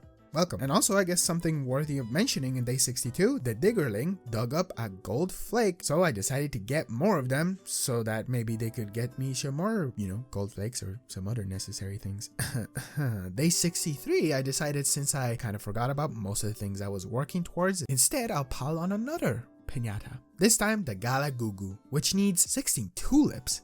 Damn, that's a bunch of them. Okay, one good today is that the Chippo did actually enter, and on the bad side of today, the tiger Misu scared it off. So I guess the Chippo is not gonna appear for the next 50 days since the Barkbark is still gone. Okay, this was honestly a very depressing moment, since getting the garden to look like this is kind of difficult, and making any progress on other piñatas is difficult, and it's day 63, so I really have to be conservative with my time. So I'm going to maybe give it a few more days, like maybe till day 65, and then I'll clean up if the Chippo just doesn't reappear. Also, I sold the tiger Misu because, you know, no connection. We're not connecting to anything, even though this is a freaking cool piñata. But whatever. Anyway, on the good side, the Galagugu progress was going pretty good. It entered the garden, killed them all, ate some tulips in day 64, but I found out it didn't actually eat the moth and left the most important candy behind, so I guess it made no progress to the moth. You know, I'm fine with that. At least it's not like the Chippo running away. I have hope in it coming back, not being a little baby. Ironic, since the Galagugu is basically supposed to be one. Also, today I might have discovered a new game changer. Turns out that you can ban piñatas from reappearing in your like overall vicinity of the garden. Like, they just won't pop up and take up the spot of other piñatas appearing. The only catch being that you have to get a said piñata that you want to get banned, Master Romancer, before to unlock the option. Now, does this mean this could be a way I could get the Barkbark to reappear, because it's been so many days? I think I'm willing to take that chance, because I really want that. So, new goal on top of the other 2 goals, or well, 1 goal: Master Romance all piñatas. I have not many days. This could literally be huge though, at least appearing the certain piñatas in need. Day 65, the Dragonfly showed up, and turned out all it now needs is to win a fight against the Red Hot. Damn it, I don't have one right now. so it dipped. Then at night, the Galagugu reappeared and then actually killed them off. Aided in day 66. I also decided I'll give the Chippo one more day since I said 65, but 65 just kind of flew. And then I noticed that the Diggerling finally, one of them at least, got something useful out of the mine that isn't like a gold flake. It is a green bone. Another bone. Ooh, mystery. Yes, yes. Progress. Yes, yes. And to finish day 66 off, I got the Galagugu. Haha. Cutie patootie. Day 67, the tipping point of covering all of the water was the fact that the planted watercress that I had, or at least all the stuff that the Chippo needed, was basically falling apart, and I did not feel like replanting it and putting the fertilizer on it. So goodbye, Chippo, at least for now. I probably will come back to you. And it's almost as if he did this on purpose, but I kid you not, he reappeared as I was covering. But thankfully, it was one of those moments where the piñata just reappears and then walks off. It's like they just want to walk to a different part and then disappear for another few days. So that's okay. That definitely did not make me rethink my life choices of playing this right now. Anyway, I got a blue bone today. So what? Green, red, blue? That's I think all of them. That's kind of huge. But I think I'm gonna leave these for now. From there, I decided I'll master romance the bat first. As for one, getting it banned. But also for two, I need like 5 of them for an owl. Remember that owl that I remembered is in the game? But I think I think I need 5 of them, which I don't have showing up. So we definitely need the bat. Also, I got the Panaki to appear today, who is also trapped behind a metal gate, and the way you get it free is by paying Bart to set it free. But before I do that, look. Oh my god, oh my god, oh my god, oh my god, oh my god, the Swanana has reappeared. I repeat, this is not an alarm. The Swanana has reappeared. Bart, hurry up, hurry up, hurry up, hurry up. Make the sandwich, please, please, please, please, please, please, please. Finally, ladies and gentlemen, I had Bart speedrun making sandwiches before he set the Panaki free, and we officially have the damn Swanana. I genuinely felt weak. Like I didn't know what to do. I just lost all hope that I was gonna get Swanana in the next few days, and then there it is. Did I scare it away? Nope. Or wait, did it? Actually, the crocodile might have scared it away. See, this game is really tedious. Like, it's so more annoying than the first game. Because the first game, if a piñata doesn't appear one day, it'll appear another day. And there's none of this, like, full-on fear scaring away tactic. Oh, and to end the day off, I romanced the bats. That's a change for sure. The tones. Day 68, I ordered a second Swanana so that I can romance them. Then paid Bart to finally free Panaki. And what Peckin Mix? Another piñata that I just did not know existed in this game. Kinda nice to be surprised about certain things in this playthrough. I just continued to try to get Master Romancer for the bats. And also Yellow Flutterscotch. I don't think I had that one yet. Day 69. Started off by getting the bats to romance appropriately with the day number. Decided I'll actually give it a shot and try to get the Panaki. And then I noticed that the bat home that they were using was all of a sudden gone. The Ruffians again, or is my stuff just falling apart? The quest to get the Panaki was going alright. It was refusing to eat carrots off the sand like the Licatoad did with the Nightshade Berry, so that was annoying, and then it left. I'll get him next time, I hope. Day 70, I hit a bunny and got it like super pissed. That was interesting. Got a Raspberry as it'll come in really useful pretty soon. And I got the Swananas to romance finally. Speaking of romancing, the Master Romance Challenge for the Sherbats or the Bats was going abysmal. But through trial and painful error, I got it. After the Swananas were done boogieing, I sold their home since it was time to get the secret home. Ooh. Yeah, you'll see soon. And also, I was surprised to find out that the Sherbats hatched a twin. That was neat. One thing I do have to mention though is because I feel like a lot of people are definitely frustrated inside of this video if you know about this, but there is a certain feature inside of this game called wild cards, which essentially is a piñata that you can get that's like mutated or at least really special. But the way that you get it is you need to have Master Romancer plus 7 of those piñatas and then collect all the hearts that are in that said mini game that you complete, and then you get a wild card. Well, I didn't know that. Yeah. I tried. You'll get it by day 100, I promise. Since in day 71, I assume the way you get it is just by constantly romancing them until you had a random chance of getting one. That's not true. From there, by having the Swanana and Raspberry specifically eat the heart candy after that secret home was placed down, I began to romance them. And if you don't know, you can basically have these two piñatas, romance. Before we get on to what that monstrosity that they created is, I got the Panaki. That's pretty good. Anyway, back to the monstrosity. It's a pigsy, basically a flying pig. That's literally it. That's all I wanted, and it doesn't seem very necessary in this game. At least probably is for like romancing, but right now it isn't. A funny thing is, instantly when it hatched, it started battling the raspberry, one of its parents. Relax. Also, since I was working on master romancing the marshmallows on the side now, look, a Hooty Fruity owl showed up. So that's the owl, which is, I do believe, the last piñata that I specifically have to have appear. Wow.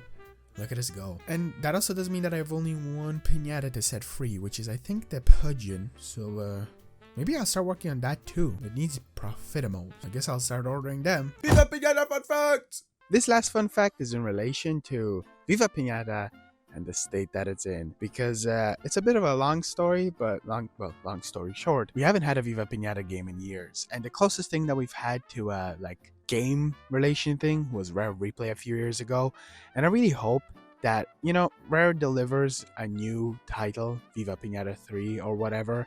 And actually, a fun fact is we have had some news. Back in 2022, they renewed the trademark for Viva Pinata, which could mean absolutely nothing, and that was like Microsoft.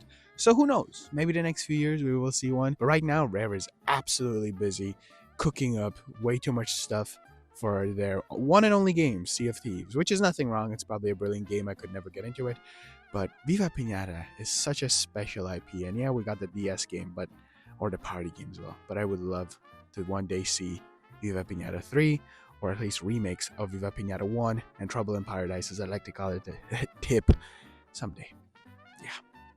Someday. Day 72, the Buzzage decided to finally enter the garden and become a member of the garden. Apart from that, I just worked on romancing stuff, which now includes the Profitimals because it's cheaper. Day 73 though was a big day because behold, one of the things I was hoping the Diggerlings would be able to discover with time, the egg. More specifically, a freaking dragon. Look at this thing, it's so damn cool. I called it Ash. Reference from the past video also. Then it kind of hit me because it's not in its full size. You can actually make it big. It has to eat a lot of different things, which include like milk, salamango, red hot, yada yada. But it also needs a dragonfly, which yeah, I still don't have. And it's day 73. Remember all the time it showed up? So I guess it's time to lock in and try to get that piñata as well, on top of like the multi other ones that I'm trying to get. But this one seems more important because I want a big dragon. Day 74 was even crazier. So let's start off with, I got Master Romancer for marshmallows. Neat. Then I sold the mine that the Diggerlings were using, since it's useless at this stage. Then I got enough Profitimals, so our boy Pigeon is free, and that meant I finished the game. So the plot was Professor Pester is trapping piñatas. That's interesting. Anyway,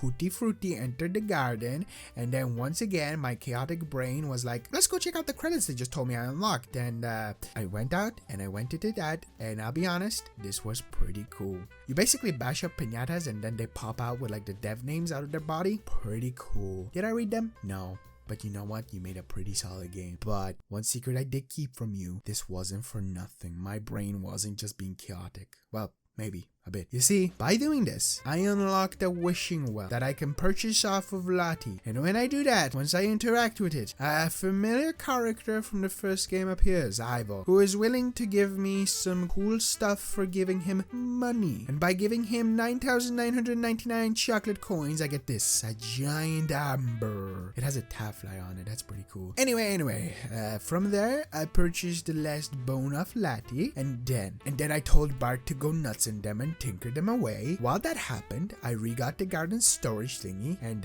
oh, he put it in my mail. Oh my god, it's humongouszoid. Anyway, after getting 3 gigantic skeleton parts and having the amber and having the storage, I put all this stuff away on day 75 into it, and ta-da! New egg. This time, this egg creates something, well, new. But first, I had to get a Cluckles, who was also used to raise the dragon egg. I forgot to mention that. But this time around, the Cluckles need Jurassic hair on its head, which I was able to get off of Petula. And then, when it interacted with it, ta-da! A dinosaur! Yep, I made that thing. And I kind of regret it. No. Let me explain. For one, there are different versions you can get, which, from my understanding, depends on the tinkering format you go with. So let's say red bone is skull, then spine is green, and blue is whatever that other thing is. Then you get a different one. My combo made this little monster. And as for other reason why I regret it, I now have 2 giant, loud, indestructible, and unsellable piñatas in my garden forever. So, oops. I'll make it work though. Also, I called the dino Chucky and misspelled it. Definitely on purpose. Yeah, after all that, I master romance the Profitable, and I played the Barkbark video again, just in case if maybe it'll reappear. I'm going insane. And then, since I had a Cluckles, I learned that by feeding it a yam, it evolves it into a Chuckstridge or something, right? Chuckstridge. And it kept its little wig. Amazing. Also, to finish off this big day, I decided to begin the new quest of getting the Fizzly Bear, which needs prickly pears, and that's a weed, so fencing needs to be obtained. Day 76, I made a brown flutterscotch, then fed a Jameleon to Chucky, definitely not making it bigger by feeding him this. I know, I'll regret this later. I was young and stupid, even though this was like a few days ago when I recorded it. And then the dragonfly decided to reappear, and all that it has left is to fight that red hot, and when it went up against it, it lost. What? Yeah, sure, buddy. To make myself happier, I made an orange flutterscotch. Definitely to make myself happier. Day 77, I made the big decision of getting the SARS Gorilla, also, on top of, everything else, since this one is the one that I needed to get. Remember when I said I really like it? Also, I fed all the things to Chucky it needed, and man, that's a big boy. It's definitely bigger than I expected. From there, I discovered that the requirements to have a baby Bomboon in the garden is going to be a bigger pain than I thought, since it needs to eat 3 Jameleons. So I just decided to romance them first, I guess. Master romance, why not? And at the end of the day, the Fizzly Bear decided to show its face, but do nothing. Day 78 was pretty mediocre. I worked on romancing the Jameleons. One cool thing they do is go invisible when they hunt down the thing that they want to eat for, romancing. Also, the weeds are replanting themselves, so that's great. Day 79, the dragonfly appeared and it entered the garden. As I waited for it to 1v1 the red hot, the Chippo appeared. It took you freaking long enough for like 20 days. And just as the red hot and dragonfly were about to fight, the damn Bomboon broke up the goddamn fight, since it's one of the special abilities. Me panicking in this situation is an understatement. I quickly sold it and hoped that they could just go back at it again, which thankfully they did, and it is officially mine, yes. So I fed it to Ash. The dragonfly did not last very long, and as it was chasing around, I got the Jameleons to finally romance. Day 80 was indeed a very, very special day, since... Look, random day 80, the Barkbark has popped up. And this time, it wasn't one of those, let me go from one area of the map to another. No. It was one of those where he looked into my garden and was like, I think I want to join this. Which is an incredibly good sign. Today is a good day, ladies and gentlemen, so I had to act quick and get a supply of kitty flosses. Apart from those great news, today I fed the last thing to Ash, and hey, he's a bit big. This is going to be a pain, won't it? After that, I sent Ash off actually to a party, since that's a feature I might have completely forgot about and haven't done yet. Day 81 was a bit meh. Spent the day looking out for all the piñatas I needed, like the Barkbark, Fizzly Bear, SARS Gorilla, and even the Paribo, which I do really want to get. So today I made the decision to take out the Eagle Air, since I'm honestly sick of it. It's like the main reason I can't get the Paribo itself. Oh, and got Master Romancer for the Jameleons. Day 82, I got Bart to pre-make stuff for the SARS Gorilla, just in case, just in case. And then the Barkbark entered. I repeat, the Barkbark has entered. But then the goddamn Jameleon scared it off. But look, the Paribo. Okay, what is happening right now? Oh wait, what? Whoa, it's... Well, ladies and gentlemen, welcome back. Ella, you have reappeared in day 82. I was hoping you would be with us for longer, but that just happened. What? It scared it off, but it's back, but it's... What? Okay, day 83, I realized that the Paribo is just flying around the place, and when it attempts to land and flies again, is it broken? Who knows? Also, I finally romanced the Bomboons today, so there's Gorilla, where you at? Huh? Come on, day 83, buddy. Time is ticking. I'm definitely not stressed right now. Oh, and I also lost Ella. So, well, like 2 minutes ago, we just got her, and now he's gone. I have no idea. Like, seriously, I have no idea. So I guess Ella Part 3 is being ordered. Oh, and also I fed a duck a gooseberry, which evolved it into a juicy goose. I think this is the second last evolution that I have to do. Day 84, I finally got the Paribo, so that's good. Funny how once the Eagle Air was just gone, it joined almost instantly. Also, I finally found out why the Fizzly Bear has been such a pain to enter the garden, because every day it's been like popping up but not entering. Because when I guess I planted the weeds, or at least the things it needed, or maybe when they replanted themselves, one of the 4, because I destroyed the other ones, had limited space to fully grow, so it wasn't fully growing. So I had 3 instead of the 4 that it needed. Great. From there, I got Ella, or at least just Ella with 3 L's since it's Ella the 3rd. And then I finally had the baby Bonboon hatch, which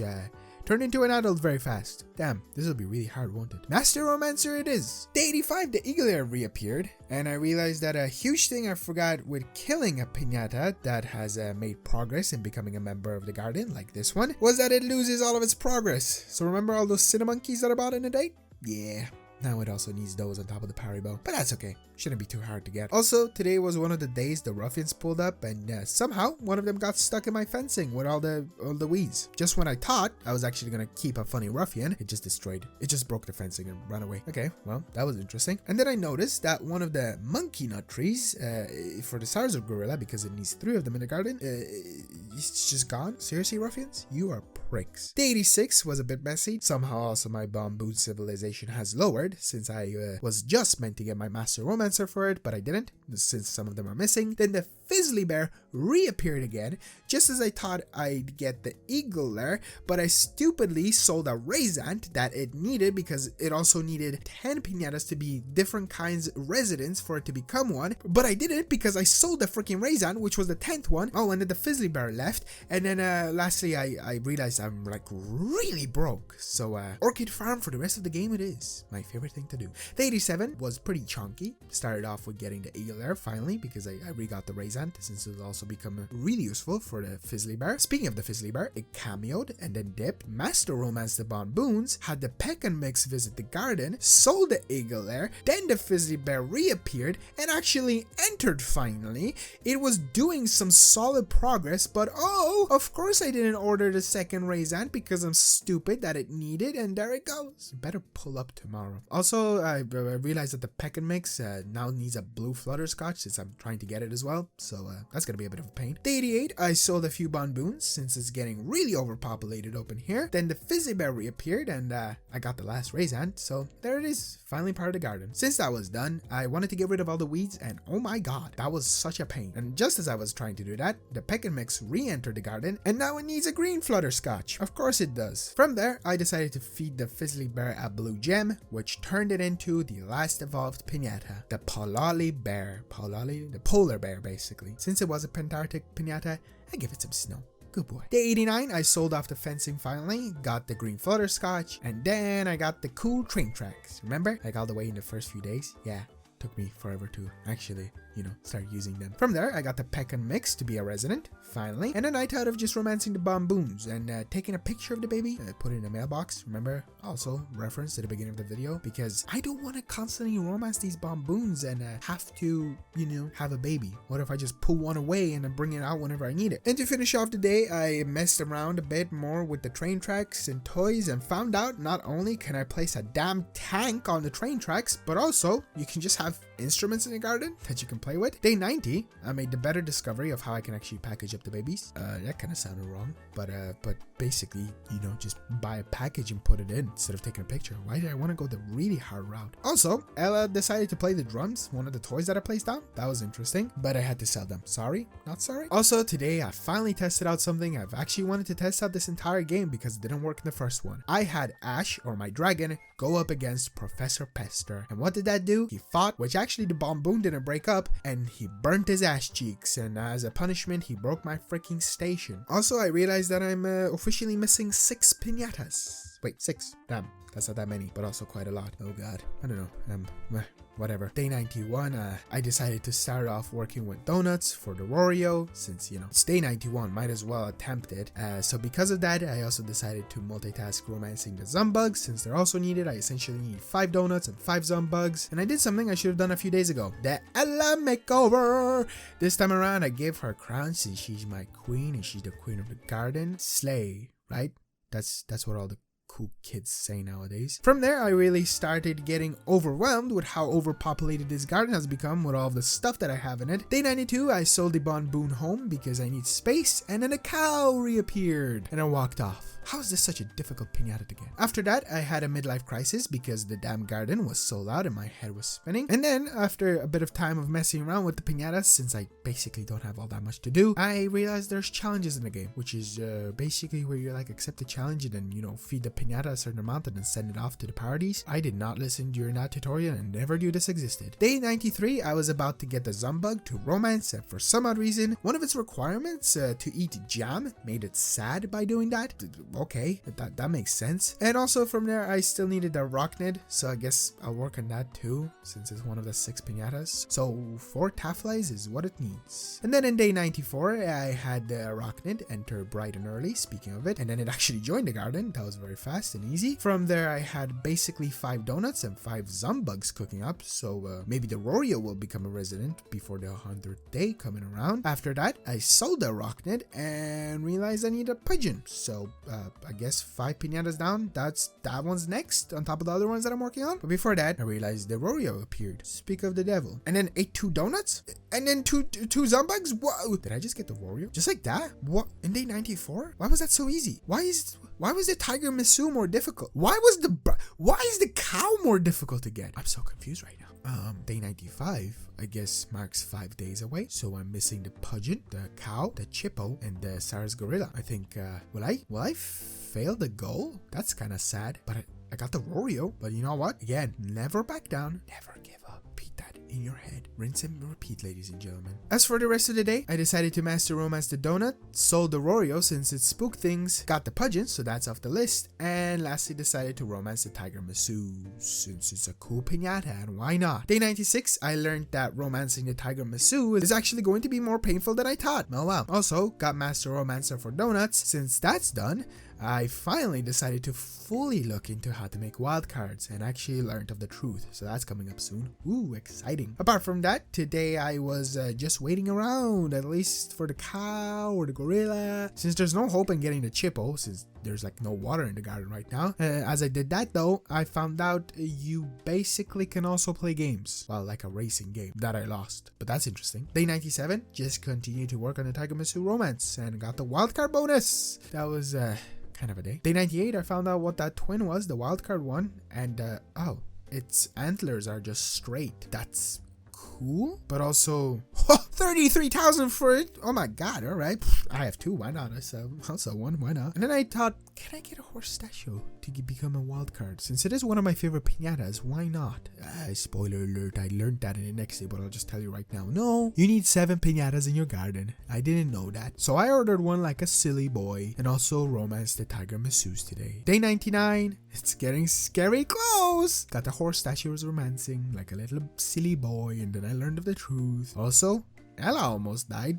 That was close. And I guess I found out that you can pump up trees with fertilizer. I didn't know you could do that, so I just kind of tried to see which tree looks like what. For some other reason, the fir tree didn't work, and like I think the banana tree, some of them just didn't work. And so, ladies and gentlemen, it's day 100 and nothing happened.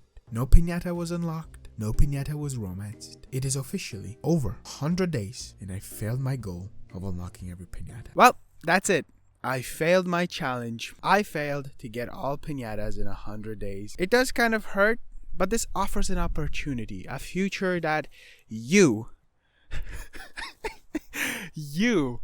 could make possible. If this video gets 500 likes, I will attempt another 100 days or 150 days or 200 extra days to not only get the rest of the piñatas that I need, but complete absolutely everything that this game has to offer, from getting all of the piñatas to getting all of their variants to 100%ing it in master romancing, sending them all off, completing all the challenges, doing the races, getting all the achievements, everything. But this video, you know, I would have to know that people want that, because that will be a lot of work. So if you want to see that, you should drop a like on the video. Get off of me. Also, I kind of left out some bits, like for example, that Stardust showed up when I decided to hop back in to get like screenshots, shots, and clip shots for this video. So yeah, that Stardust was in that game all along. He showed up because the piñata was sick. And yeah, this was a fun video to make, and I hope you enjoyed it, and I hope you're looking forward to what other videos that I will be making, because I already have one cooking. Yeah, it's gonna be fun. Subscribe, like. Oh, also, Jesus, thank you so much for 1,000 subscribers. That is huge. Seriously, absolutely incredible. And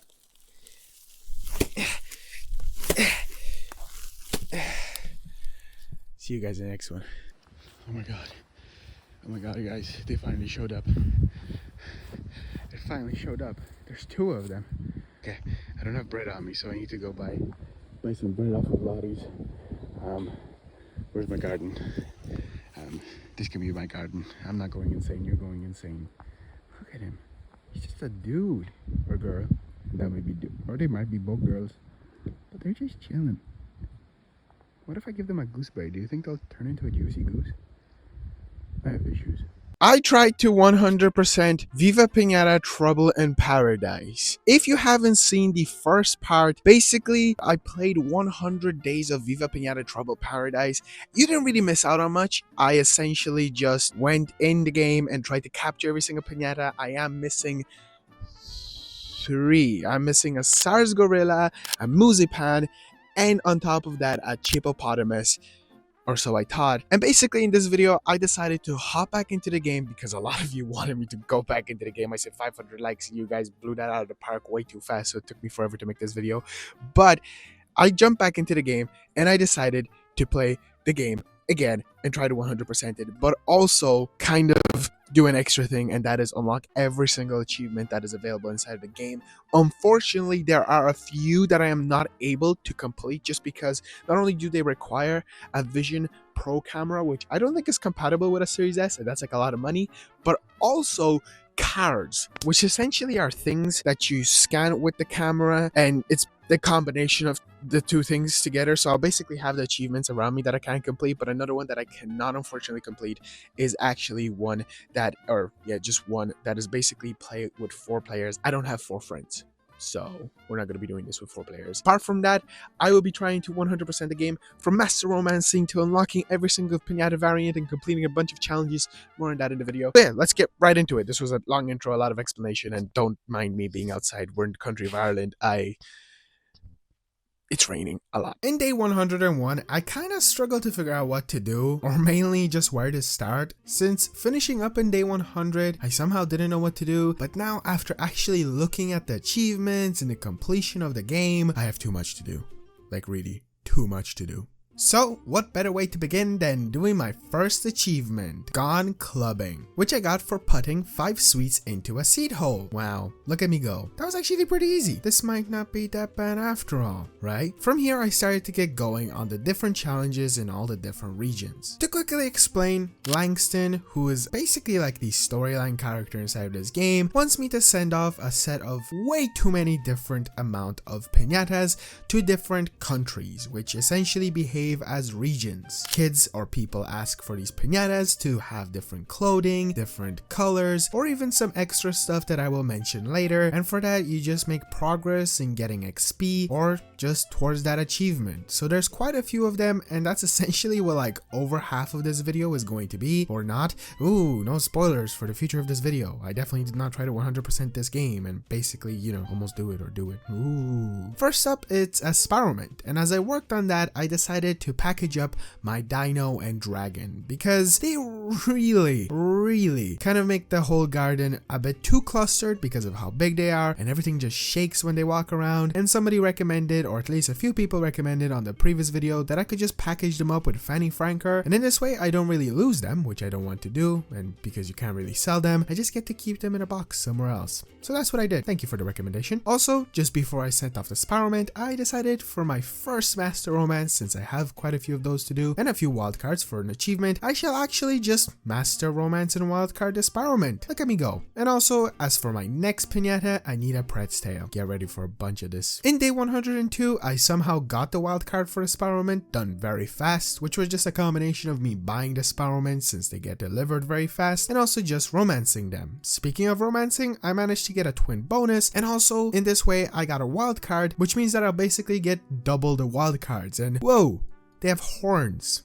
Fun side note. No, this isn't a fun fact. We will get into those later, but I guess it could be categorized as one. This feels weird. Basically, all piñatas seem to have 3 different wildcard variations that seem to be very just RNG based. You're likely to get one or the other, or the other. For example, with the Sparrowmint itself, you can have horns like I did, or one that has a mohawk that's just made out of feathers, and then one that I don't know if I trust because there's no images, but you know what? We will, for now, trust you, Wiki. There's one that's basically 3 sets of wings. So I assume not only does it have the 2, but somehow it has a 3rd. How does that work? I have no idea. There's no image evidence, just word evidence. So I'll take your word for it. I assume this might be a combination of different rarities, so maybe the horned one is the easiest, or the mohawk one is the easiest, and then you're like super low chance of getting the 3-winged one. Still pretty cool if you ask me. From there, I just sent off the Brett's Tail and decided, since I have one, might as well just master romance them next. And after the Brett's Tail, I needed to send off a Lickitung, which was really convenient because I already had one. They just love eating the tafflies. Day 103, I sent it off and noticed how cool the Brett's Tail home is. Trying to romance as many piñatas as I can throughout this playthrough will really just let me explore some of the stuff I never got to in the first game, or just overall the first 100 days of this game, and kind of allows me to appreciate some of the finer and cooler details inside of this game, from Easter eggs to just simple things like this house. I decided to go back and work on some of the other piñatas, which was the first one, a Shelby and a Cluckles. One quick side note I need to point out is specifically about my pronunciation of piñata, which is something that was brought up not only in the first game but the second game of my videos. I know I probably mispronounced not only the names of the piñatas themselves or the word piñata. I'm just not a native English speaker, so I'll probably be saying words a bit differently. It's something very common on YouTube, but I just always have to point it out. No matter what, I feel like there will still be some comments down below pointing it out. At least I have the satisfaction of saying it in the video. Yeah. Also, another thing you should get ready for is just a bunch of this style of gameplay. Romance and send off piñatas. It's literally all that 100%ing is, but if you're into it, this video is just for you. Day 104, I was getting very frustrated because the actual Brett's Tail Master Romance was not easy in any way. If you don't know, you basically have to collect all of the hearts in the little mini game of romancing, which if you don't know what that is exactly, it's how babies are made inside of this game. Thankfully, after a lot of dedication and after a while, I finally did it, and then I just decided to send off the Cluckles that I needed, and for that, I got a new achievement, which was the Records Keeper for restoring 10 Piñata Central Computer records. After that, I pissed off a ruffian who decided to destroy the Brett's Tail home. Don't hit them. Then from there, I got a new challenge for a Marshmallow and sent it off, and finally got the Master Romance or wildcard for the Brett's Tails. Also, at the end of the day, Langston told me I need a Serpent, and that made me decide that those will be my next Master and wildcard romances. Day 105 was me romancing them, just like I said, sending one off, and now needing a Bespotty, which was perfect. Britain, you started these journeys and these quests, and now you'll be one to continue them. Would have worked more if it was like the last challenge, but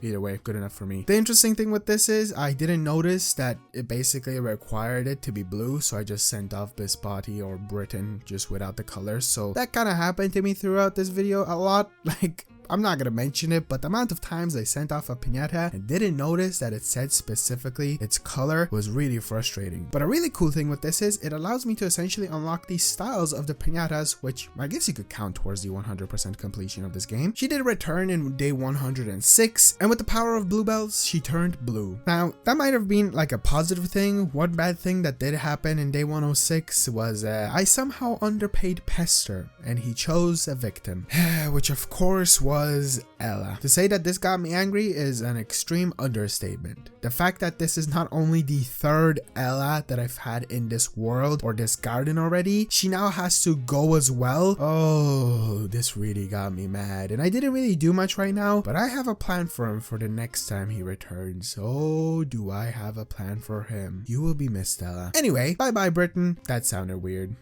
My scripts are so bizarre. Oh, look, at the wildcard for the Serpent.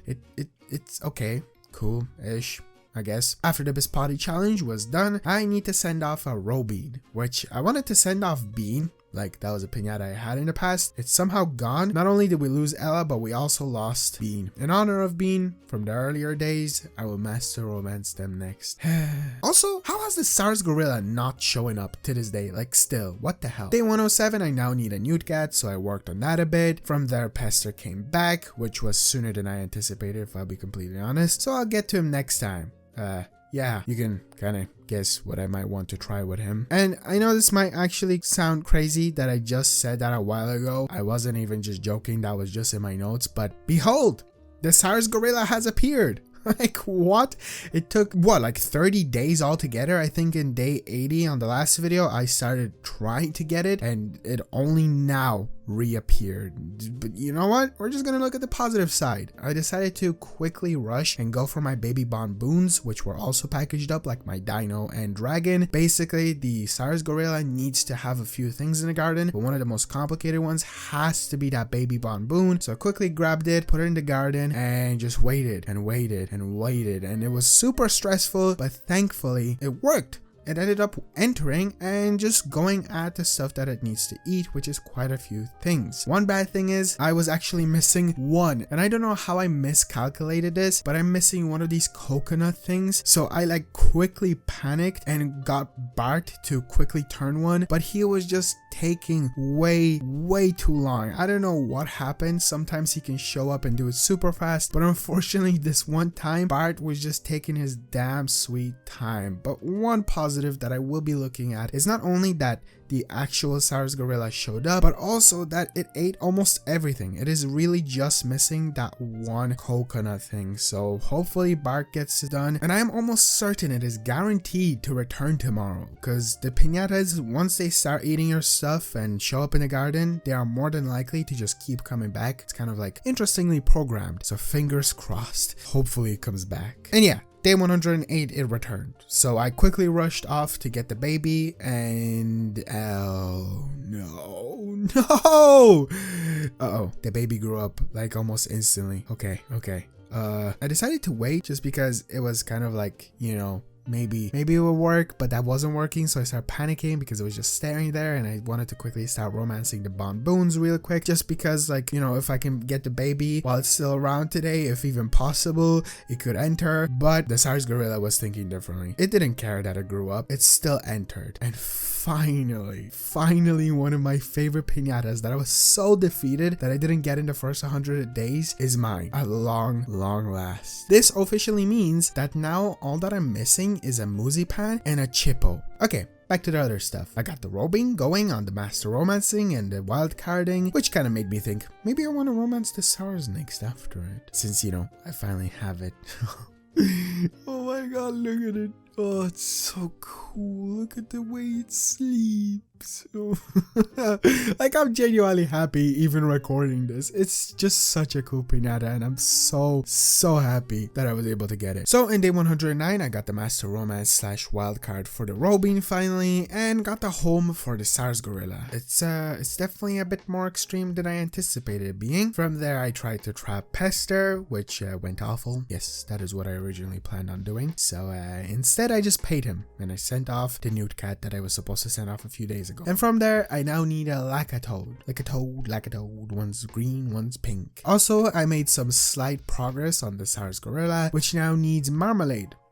I guess that's done with an orange and some magic from Mr. Bart. You played your game, buddy. You played it very tight earlier. From there, I sent off the Lackatoad, and now I need a Crola. Viva Pinata fun facts! And so it is time for our first Viva Pinata Trouble in Paradise Part 2 fun fact. And this one is something that I'm kind of happy I learned about, because it's something that I think expands on the idea of Viva Pinata and like lore in it a tiny bit, which is something that I just completely missed in the first playthrough. Because the thing that I'm talking about is there's like way more human characters in this game than I originally anticipated. And I have a list of their names that I will go over, but basically they're in the like show mini game that I will be kind of getting into later in this video. Of course I will. It's for like 100% completion and also for the achievements, but essentially they're judges, and they're from different areas of Viva Pinata Island, I'm going to assume, just because it's kind of like described like that, and they all look very unique and cool. So basically here's like a list of them.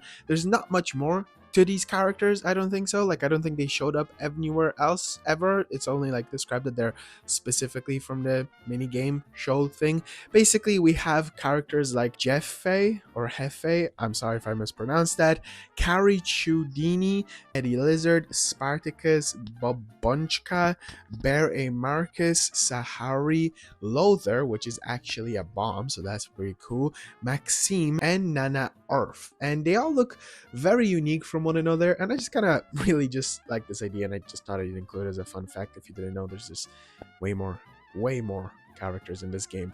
They're just a bit hidden. Day 110, I finally romanced up the Sours Gorilla, which made me realize how difficult the master and wild card will be for it. Mainly because of the like orange bombs, which basically require me to walk by them super slowly, but it's not easy with like an Xbox controller. Their analog sticks always feel so sensitive to me, so that's gonna be a bit of a rough one. Also, since I now have the Sours Gorilla and I'm basically missing 2 other piñatas that I know of, I'm going to work on the Muzipan, since the only other piñata apart from Muzipan, which is the Chippopotamus, requires like the garden to be 60% of water, and I don't really feel like doing that right now, so let's try to get it. For it, I do need a few things like a milk churn, buttercups, gooseberry food, which is also something that Bart can just throw together, and a bunch of long grass, which I kind of just have most of the stuff, so it was really easy to make progress on that. From there, I just decided to work on some challenges, as you might have guessed by now, and realized that my Newt Gat keeps fighting the Lickatoad, and because of it, it now has a bronze medal, which is actually something I do need for an achievement. Well, more specifically the gold medal, so hopefully it'll keep fighting it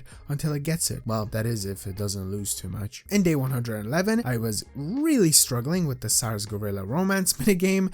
I lost like over and over again, to the point where I caved and decided that I won't actually get the wild card. I know, me giving up easily, impossible.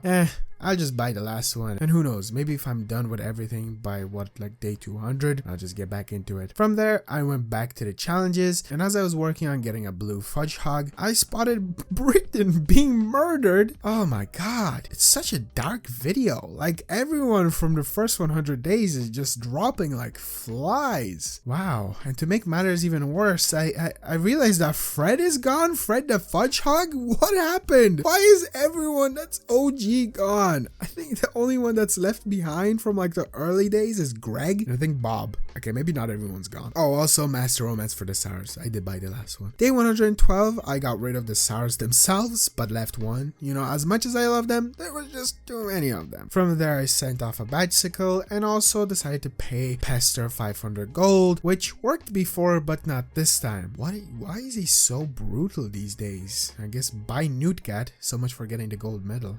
Also, I decided I'll master romance the fudge hogs next, so I worked on that until I got them going. During all of this, the Muzipan appeared and entered the garden. Okay, I'll take that. Kind of falling into place over time. Only downside was I didn't have the gooseberry flow made yet, so I doubt it'll get it today, but you know what? I'll take it. Maybe it will return tomorrow. And then on top of all of that, today, my next piñata is a Barkbark that I need for a challenge. Well, Ella the 4th shall return. Day 113, as I waited for the Muzipan to hopefully reappear, I got a la and made her green. Spitting image if I do say so myself. From there, not only did I master romance and have the wild card cooking up for the fudge hog, but also the Muzipan officially became part of the garden. Now all that's missing is the Chippo, or so I think. Day 114, the wild card was born, and it just has like a bunch of bumps. I know what they were going for, it's basically a hedgehog, but this just looks wrong. Also, a master and wildcard the Muzipan next, because why not? And to finish off this uneventful day, I remember I'm still trying to mainly get the achievements, so I did the Candid camera one, which was just for taking 10 photos, so I just snapped them all around the place. There it is. Day 115, I realized that the Muzipan romance is a bit of a pain. Like, it needs 4 dandelions each, which are basically weeds. If you don't know, weeds equals bad. So this will be a tiny bit of work. Oh, so difficult. Apart from that, just been working on the challenges, which I have throughout like every single day. It's really getting to me slowly. They don't really feel super necessary to mention, so don't think that I've like put them to the side. I've only mentioned them just so you know I make progress on them. In day 116, I romanced the Muzipans and decided I'll do one of the like 2 games that are in the game. Whoa. Let me explain. I know that sounded weird. So something I barely touched on in the first 100 days was the 2 different mini games they have in this, not including the romance ones. One of them is a race that kind of sucks. Basically, try to win. There's some complexities to it, but I'll get into that later. Because for now, I decided I will dabble in the game show, which basically is who has the best looking piñata, but also not, because it's confusing and actually doesn't make any sense, and it involves like the judges and some other stuff, which yeah, I didn't understand at the time of this. I'll explain like way more later, but you basically put in your piñata, you choose a judge, which there's like a bunch of them. One of them is like the characters that I mentioned a while ago, one of my fun facts, and they just judge you. Some judge you for certain things and some don't. Again, I'll explain that later. Reading into it online, someone did say they used their dragon, so I decided to use it, and it didn't work for me. I think it really is just RNG based. From there, I dressed up my Sours and still didn't get to win. I'm sorry, little buddy. So then I thought maybe, since you know the dragon worked for someone, maybe my dino will work better, you know, since it's literally a dinosaur, and since it feels like one of the most complex piñatas to get inside the game, and yeah, it did. There we go. Got the achievement for winning once. Worst part about this is now I need to do that 9 more times, but since that took me forever, I think I'll just get back to that later in the video, since I really don't understand the mode. They just take up so much time. To finish up the day, I needed some money, so I worked on some orchids. Haven't done that one in a while, and then just did challenges on the side. Day 117, I sent off a Muzipan, which gave me the region 1 challenger achievement. Yeah, here we go. Progress. Got the first one only done in 117. Well, region 2 time, no time to waste. As I did the work for it, I finally named the Sours Gorilla something. Say hello to Saul. Oh, I hope he's safe forever, buddy. They're just so cool in this design. I don't know, I really like the Sours Gorillas in this game. In day 118, I got the Master Records Keeper achievement for restoring 30 records. This is like the second time it has happened in this video, but Pester pulled up, and he got Saul. There goes Saul. I just named him. Pester is really getting on my nerves. This really sucks. You know what? That's it. This was the breaking point. I unfortunately, but also fortunately, remembered something. The most useful thing I could have literally done all the way in day 101. And that is get a Limosaurus. Get the goddamn rhino. Now yes, I did get a bunch of comments on my first 100 days. And yes, I should have remembered that. I'm so sorry. It's been 18 extra days. But I got it. Okay? I got it. Thank God I did. It took me 18 days. I'm so sorry to whoever watched and saw all the piñatas die earlier. I'm so sorry. You're probably very frustrated. I'm frustrated making this video right now. But anyway, say hello to Limmy, our new bodyguard. Also, I got Master Romance and somehow managed to complete the wildcard run for Muzipan. Side stuff, not important. Limmy's our boy. But goddamn, look at those horns. Those are pretty sick. But anyway, it's day 119, and since that beast spawned, it's bye-bye Muzipan's time. Who's next? Wait, it's perfect. Ella the 4th, of course. Oh, yes.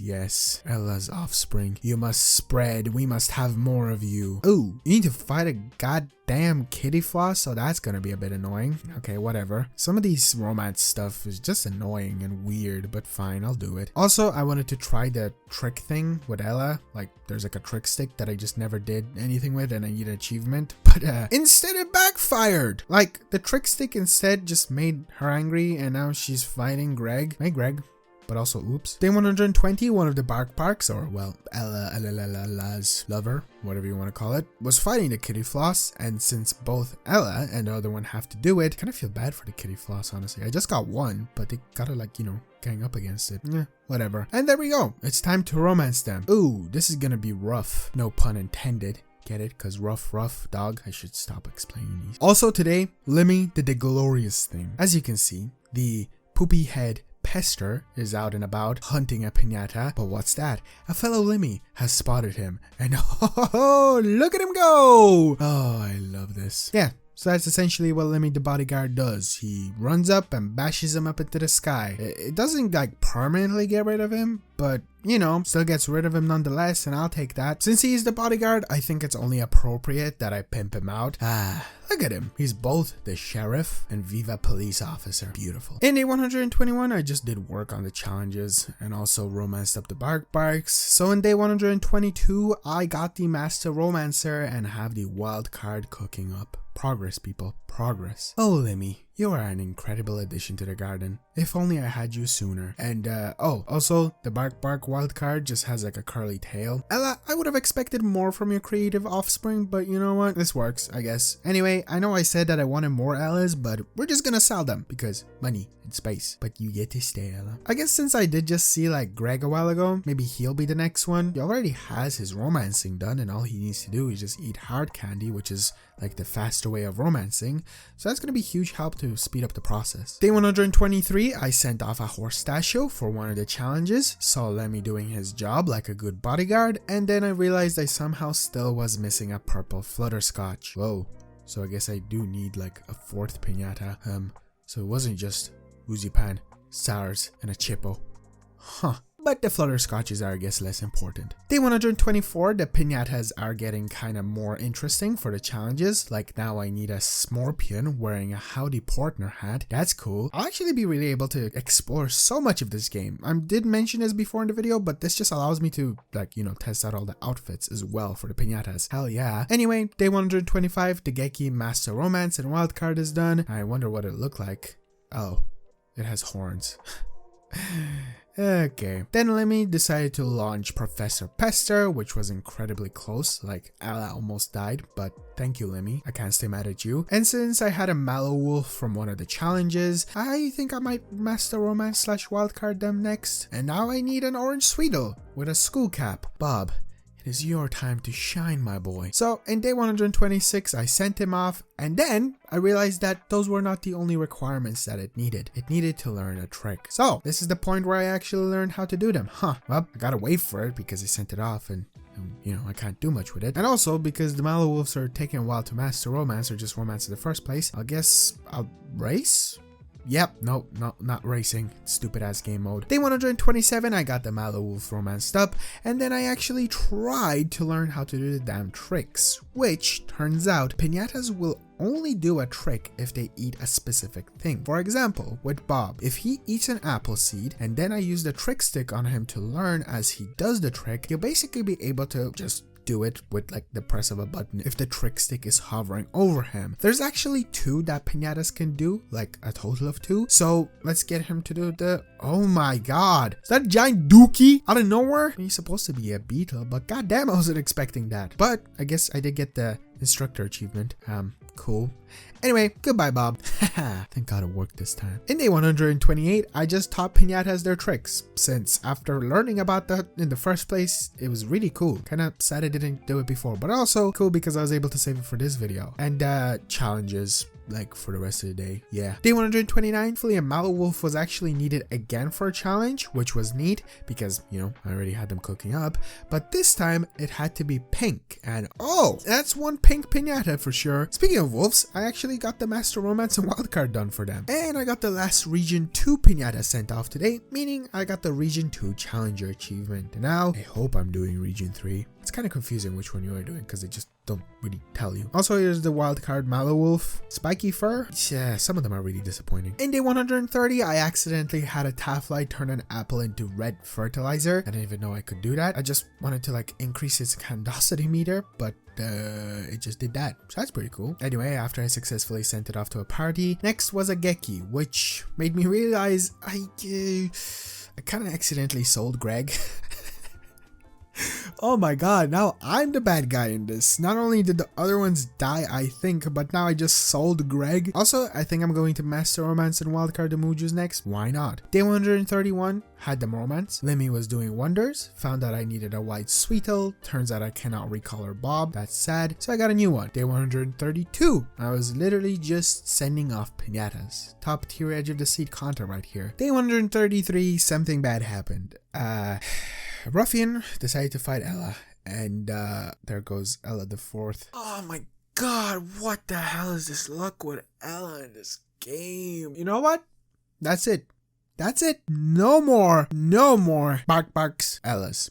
Okay? No more. Aside from that, I managed to Master Romance the Moojus and the wild card is cooking up. That's pretty easy. And there it is in day 134. That's actually very cool. This might be one of my favorites now. The antlers kind of like joined up together to create this like almost like wave. I think that's really cool. Anyway, bio needed family. I think next I might wildcard and master romance the unicorn. I kind of just want to go for the more difficult ones. Like I could do the other ones that are super easy, but what if I just do the difficult ones? Because right now this video is boring. I want to make it entertaining. Day 135, I just literally romance them.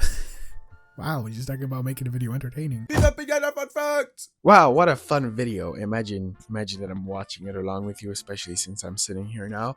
But this next fun fact is something that I kind of found by accident looking into the achievements, and that is merchandise, and more specifically merchandise with Burger King.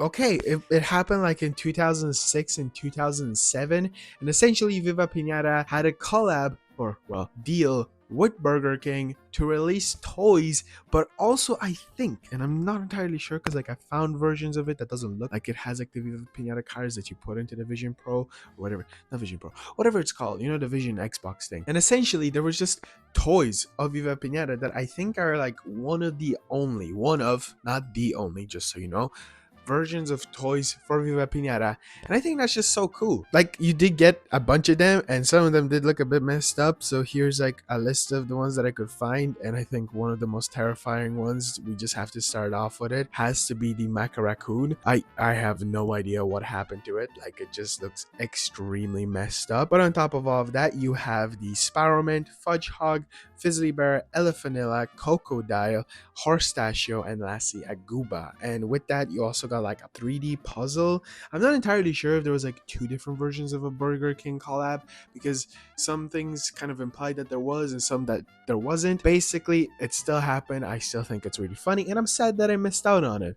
I've just never been a Burger King guy, you know? That's it for the fun fact. Day 136, I got a request for a yellow Muju, which was perfect. The cool wild card is coming to use. Aside from those, I got the unicorns done and just gonna wait for the baby. And also I decided to dabble a bit in the special photograph achievement, which is basically completely random from my understanding, but that didn't go well, so I gave up. We'll come back to that one later. Day 137, I did something I should have probably done back in day 101. What? Another thing. And this one is to look up the challenges in advance. So just like look them up online and see, you know, all the insane detail and stuff of what they're required, what they'll need, you know, get a heads up. And oh my god, was this a game changer. And as upset I could be that I took almost 40 days to do it, I'm just gonna accept the fact that I found it and it's pretty cool. So yippee! Now, because I'll be basically prepping them, that's another thing that I'll be skipping. So don't expect me to be like, oh, today I prepped this one and this one. It's something that just happens throughout this video. We gotta get these achievements, ladies and gentlemen. There's just so many of them.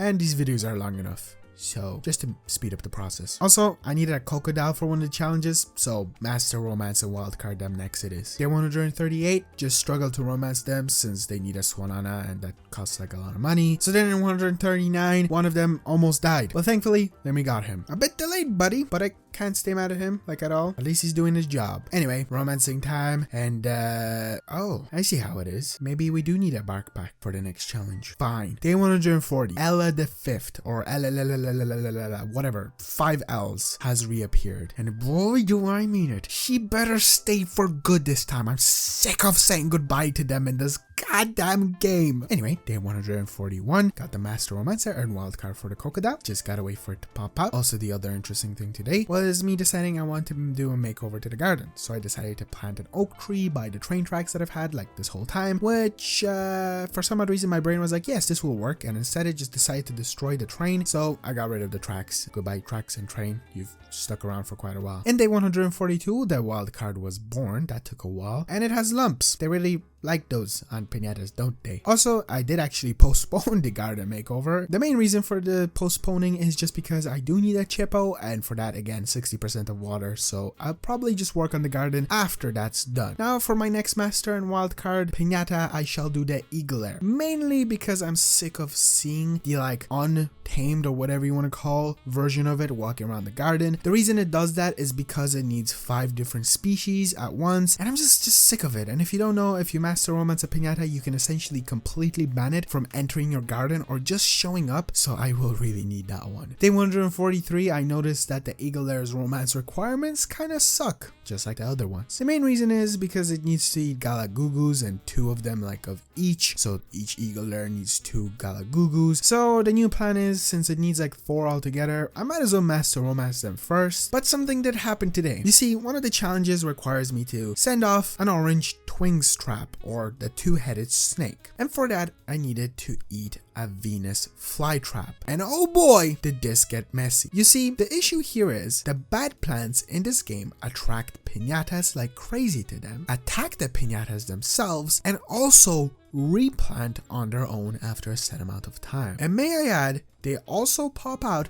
with multiple seeds after being destroyed. So yeah, I literally had a massive outbreak of the Venus flytrap. And as you can see, it was going awful. Not only did it attack and make the piñatas sick, but also I couldn't stop the actual piñatas from eating them. It got like very bad fast. Lemmy was surprisingly one of the worst parts about it all, because he was super attracted to it and constantly kept on destroying them. The garden was just in an all-out war to eat these, and constantly getting sick because the Venus flytrap also attacks them. I did actually manage to wall off the scene, trapping in 1 eagle lair because I used the bird-proof fence, and after some time I did manage to get a hold of the outbreak. But man, that was not only incredibly stressful, but also terrifying. Probably the most action you will ever see in this game, but I was so close to just completely giving up on this actual day and either coming back to it or just never coming back to it, because it got really bad. This video is not able to present to you how bad it really got. Also, one sad thing is I did end up killing Bob in the process. Oh my god.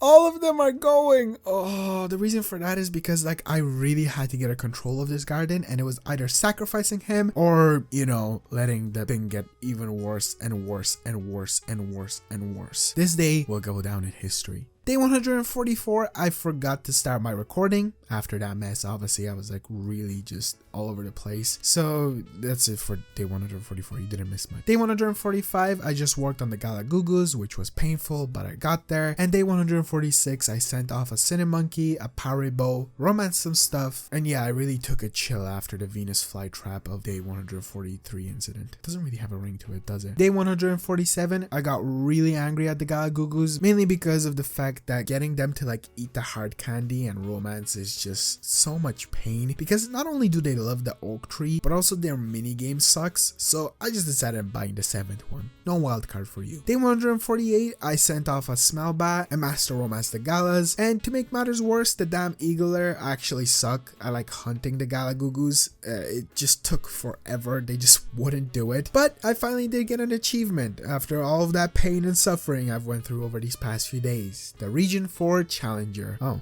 I wasn't doing Region 3 then. Then in day 149, one of the eagle lairs almost died. Lemmy is really testing his limits. I feel like it's like a little game for him now to see how close can Pester get before, you know, gets a piñata. Anyway, I did send off a Paina today, a Buzzange, and just romance the eagle lairs. Day 150. Wow, that's a big number. I decided I wanted to dabble in racing, which actually went not too bad. I won my first game and got the Speed Freak achievement. Now I gotta do that 9 more times like the other one, but yeah, I'm also gonna wait. It just takes too much time and I need to move on with these days. I might be, you know, on day 150 already, but these mini games do not progress time, so we're just gonna move on. We'll come back to it later. Day 151, I did the exact same stuff. What? Impossible. Well, apart from the racing. There was some new stuff though, like me needing a Sours for a future challenge, so that means I gotta get one.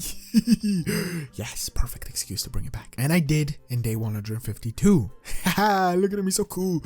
Yes, look at it sleeping, so cute. Also, I decided I wanted to get an achievement today, pretty easy one at that. All I needed was a Flapjack that needed a bell accessory and a milking machine, which when it goes through it, there we go, Yickety Yak achievement. Also, I got a second one today because that was another easy one. For this one, I just had to dress up a piñata, which I chose to do it on the Sours, of course, there you go. And I got the fancy dress achievement. What a distinguished gentleman. Basically, just wear a piñata outfit, which is so weird. I don't understand this one, but it works. Sadly, I did actually have to turn the Sours Gorilla white for a challenge, so it did lose a bit of its coolness, but good enough. At least we have one. Day 153, I finally mastered Romance the Eagle Lair and even got the wild card. Look at me go. Also, I noticed that the Flatback was going crazy with the milking. Like it just kept on going because it does it automatically. So I got rid of the milking machine. Oh, so the Eagle Lair just gets like a bigger beak as their wild card. Lame. Day 154, I sent off a Chalk Stretch, a Zumbug, and now I need a Chippo. Next. Well, I guess this is a sign to start digging. So in day 155, I got the 60% of water. Then I noticed it showed up. That's a good sign. Means I don't have to worry about it not appearing like the Sours did for like, what, 30 days? From there, I planted all the things I needed for the like Chippo, which is lilies, watercress, and bulrush. And then in day 156, I realized I can actually cancel the Chippo challenge because I had it activated this whole time, which basically allows me to activate the other ones and progress in the meantime as I wait for the Chippo. So there's no postponing in that. Good. Also, unfortunately, no Chippo today. Day 157 was me waiting for the Chippo to show up, which it didn't. But good news, I did get the Region 6 Challenger achievement, so somehow I got that one done. Day 158, I had to put a backpack on a Flutterscotch. Look at it, so small, wearing a backpack. That's funny. Also, I got the Master Instructor achievement for having 10 piñatas learn all their tricks. The way I did this was just basically whenever they needed a trick, I just made them learn all 2 of them. That was pretty easy because, you know, multitask. Good. Yes, progress. Also, the Chippo appeared, but because I have such stuff like water and lilies, watercress, bulrush, it attracts other piñatas that also need these. Like, for example, this Sweet Tooth who decided to eat the goddamn plant. So no Chippo today. I did also decide to plant extra, don't worry, just in case. Thankfully, in day 159, the Chippo not only appeared but also entered the garden, and it just ended up spending the entire day and night just going around and eating everything slowly. Like, this was insane. I just kept on looking at it for the entire day and it just kept on going and going, and even into day 160 it just did it for the whole night, and now for another whole day. Oh well, there it is. It's part of the garden. Whoa, what? That was what? I mean, it took me forever because it's day 160, but I got it. Does that mean that I have every single piñata inside the game? You know what? I think I do. It's kind of funny because in the first video, I think I did get the Chippo around this time as well, like the first video of the first game. And in my previous one, like the 100 Days of Viva Pinata Trouble in Paradise Part 1, if you want to call it that, I think I did the same thing, where I went around day 50 to 60 trying to get it, obviously failed, and now on day 160, I got it. Kind of weird, like it just kind of happens. Anyway, garden cleanup time. Day 161, I did just that, like clean up the garden. And also it seems like the Chippo needs to be green, which from what I looked up, it was interesting because it said it needs to eat a watercress and a mushroom. Oh no, not the shrooms. If you know, you know. So then in day 162, I fed the Chippo the mushroom as my first thing, and oh, no. Oh, it turned brown? What the hell? I thought you had to eat a watercress as well. Did I do it in the wrong order? Okay. I decided to look it up, and thankfully, turns out I was looking at the first game. So in the first game, it needs to eat 2 things. In this, it just had to eat the mushroom. Thankfully, it didn't turn it brown, it turned it green. Phew, that was close, my god. In day 163, I just worked on the garden and sent off a walrus. In day 164, sent off a Pololly bear. And then after that one, just sent off the last Region 7 Pinata, which was a jelly, which meant I got the Region 7 Challenger. Look at me go. I think there's only 2 left, maybe 4 and 5, whatever. Funny thing is, the next Pinata is a yellow rhino. Holy me. Makeover time, buddy. After he was off, I made a rough discovery. Turns out that the next piñata I need is a blue Roro with a gold medal. Yep, the gold combat medal a piñata needs to get for fighting a lot. And it also is an achievement, which is good and bad, because not only will it, you know, give me an achievement, but this could take a really long time. I'm already in day 164. I'm so sick of all this. I tried to look up like what could it fight to, you know, speed up the process. Turns out a Barkbark, so I guess Ella the 5th could be used for this, but it didn't work. Like, she was really scared of it. I also did learn that if I put a halo of hardness on a piñata through just researching all of this, when a piñata like gets sick after a fight or anything, it will come back. So I guess Ella will now be undeadable. Okay, that's cool. And then in day 165, I just further looked up what it would require, and turns out a Tiger Misu is what people use, which, yeah, it was. Like, it worked very well. Look at him go. They shouldn't die, hopefully. Now, it did say that the Roro needs to win 15 times, which actually isn't that bad, so this will probably still be a bit of time. Thankfully, I can work on other stuff while it happens, but yeah, they're just gonna battle it out in the background. In day 166, I sent off a Quackaberry and a Peckin Mix as the Roro and Tiger Misu battled. I noticed it actually has a silver medal when it was resting during the night. Pretty cool. They don't fight the entire time. Then in day 167, sent off an Vanilla, and I contemplated the ethics of having, you know, the Roro and Tiger Misu basically fight an infinite loop during the day. I mean, I do need the achievement, so it's okay, and it's a video game, right? But to make things even kind of funnier, turns out that the next piñata that I need to send off in this region is a yellow Tiger Misu, which, funny enough, is officially the last challenge in this region, meaning that both the Roro and Tiger Misu are the last two challenges. Kind of beautiful if you really think about it. There's a hidden meaning in there somewhere. They did try to sleep again, but you know, since they're the last two and I want to speed up the process, they're going back at it. Get to work. There's no sleeping. But voila! Got the achievement for that. Day 168, I sent off the Roro and got the Region 5 Challenger achievement. And now, officially, it is time for the last one. The Tiger Misu. Dressed it up and bye-bye. Master Challenger for completing all challenges. And Region 3 Challenger. Also, a gamer picture unlocked. If you're interested in what it looks like, here it is.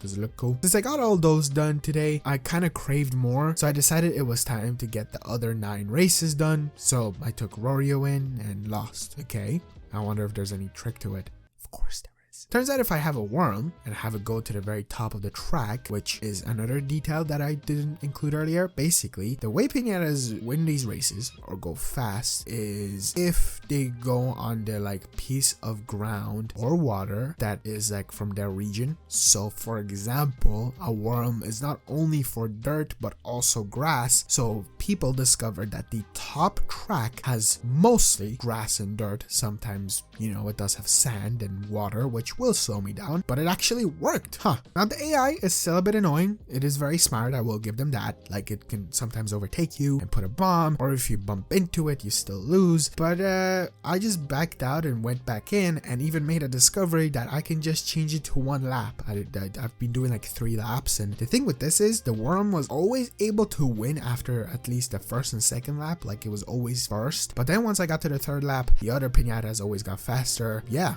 with that I managed to get the achievement. Look at it go. Wow, got the Master Speed Freak, which was for getting 10 wins. I never have to play that mode again. You know, I kind of do like thinking that it was Jonathan who was guiding this worm through it all. Oh, I miss that guy. I miss him. Viva Pinata fun facts! Whoa, what a video, am I right? Anyway, it's time for our last fun fact for a very good while for Viva Pinata. We started it here and we're gonna be ending it. Wait, no, we're gonna be ending it for Viva Pinata. Anyway, this fun fact is actually something that I probably should have saved for a Pocket Paradise potential video, but I just want to include it now. And that is specifically about the jelly inside of Viva Pinata Pocket Paradise, or just overall the piñatas that are inside the game. So essentially, again, if you don't know, Pocket Paradise is the Nintendo DS version of Viva Pinata. And in that game, you essentially have all of the piñatas from the first game and the second game, but you don't have regions, so you don't have to go to different locations to capture piñatas.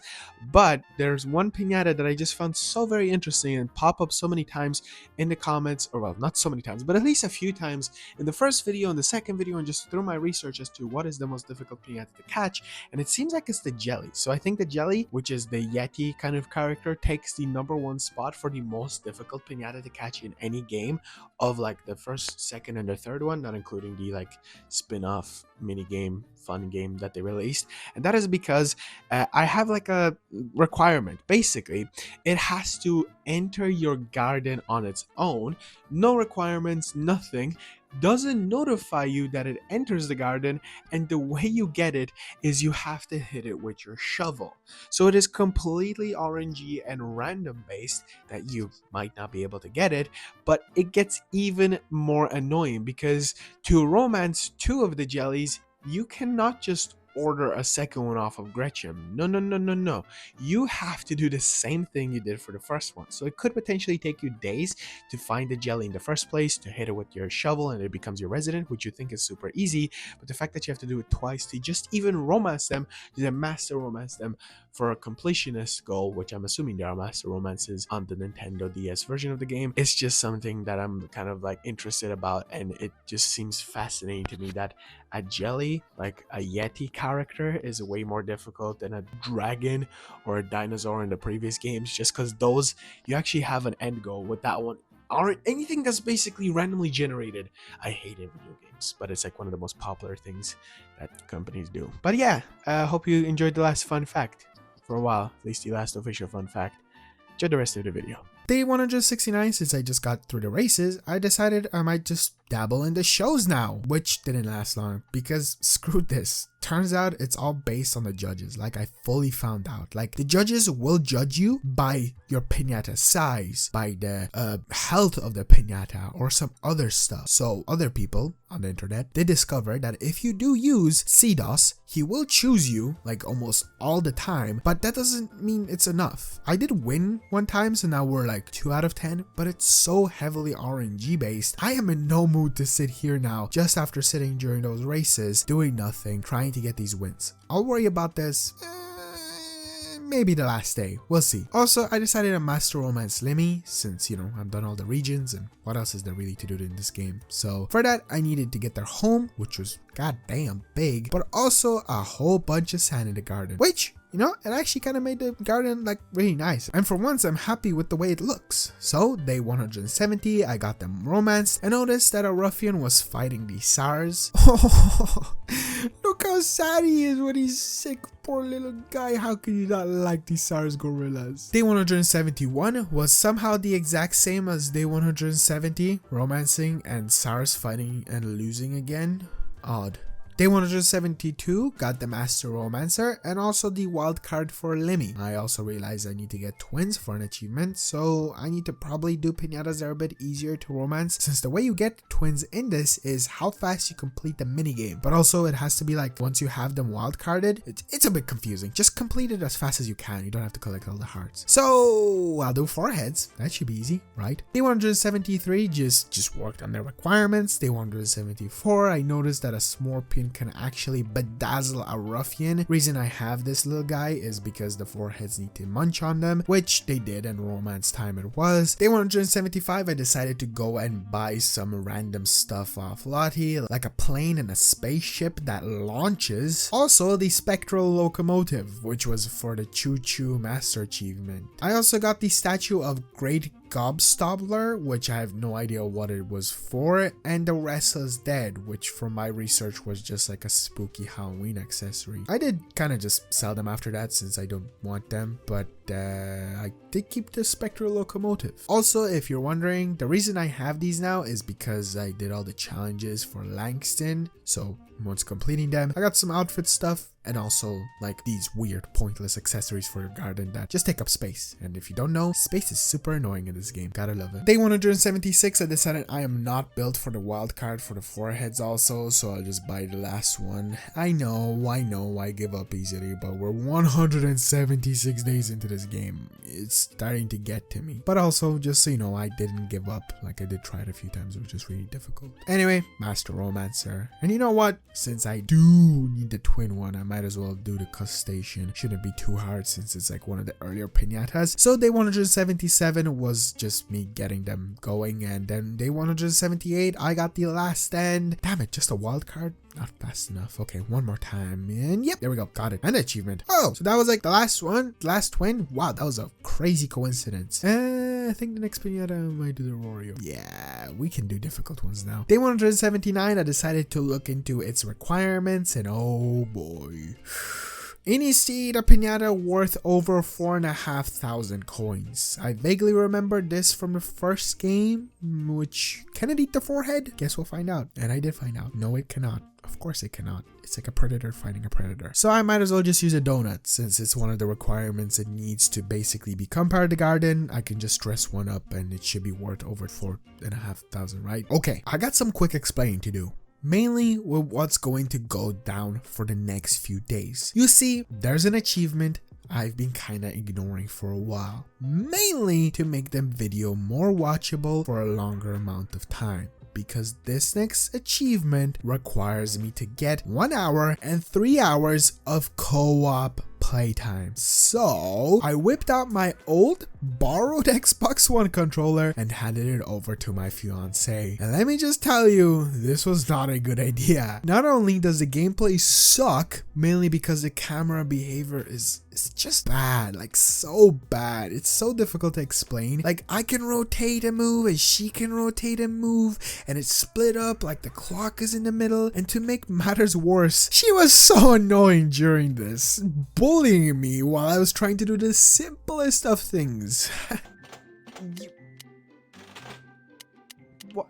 We were supposed to be in 3 hours? Stop!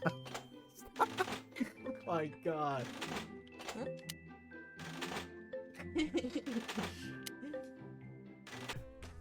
How am I supposed to do this for 3 hours? So on day 181, because that was day 180, somehow through battling and pain and blood and sweat and everything, we managed to romance the Roro. And something you would have never expected, at least not this early, she got bored.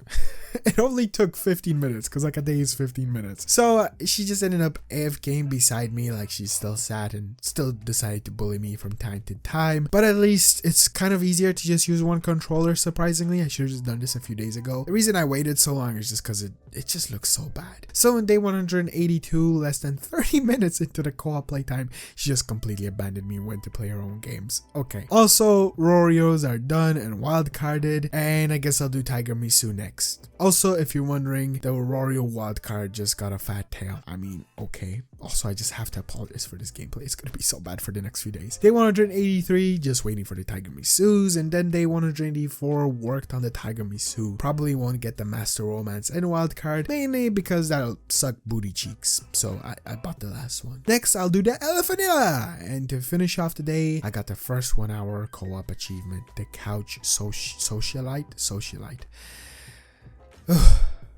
Thank God. This is just gonna suck so much. Day 185 was meh, so let's move on. Day 186 got the Master Romance on the Elephantilla, not bothering with the wild card. And next, I think I'll do the Jelly. Sure, it does need like a bunch of snow, so I guess goodbye to the sand area for now. And then day 187, just fought for my life with the Jellies. They're kind of awful, but not the worst to romance. Their just requirements are a bit silly. And then in day 188, I got them romanced up finally. Day 189 got the Master Romance and decided that our next target, or at least mine and the controllers, since it's just me and the controller itself now, well, 2 controllers, I decided I'm going to do the Paribo next. So day 190 got the Paribos romanced up and got the Master Romancer. That was way too easy. So next I'll do Pololibear. As you can see, these days are just flying. So on day 91, I looked into what they need, and oh, they need 3 Pengums. Damn, that's kind of odd. I'm not gonna Master Romance them. I could, it would have been like 6, but screw that, I'm sick of it. So then day 192, I think I experienced like the most frustrating thing I have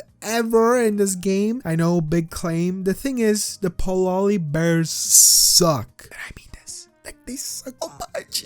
Not only at hunting, but they also just refuse to walk on stuff that's not snow. And then the Pengums get close and stare at them and refuse to fight them. This frustration continued into day 193. But again, I activated my last brain cells and I remembered I could just, get the Pengums myself, like off them, and then just, feed their life candy to the Pololibear, and it worked. Thank God. Whew, this worked. Okay.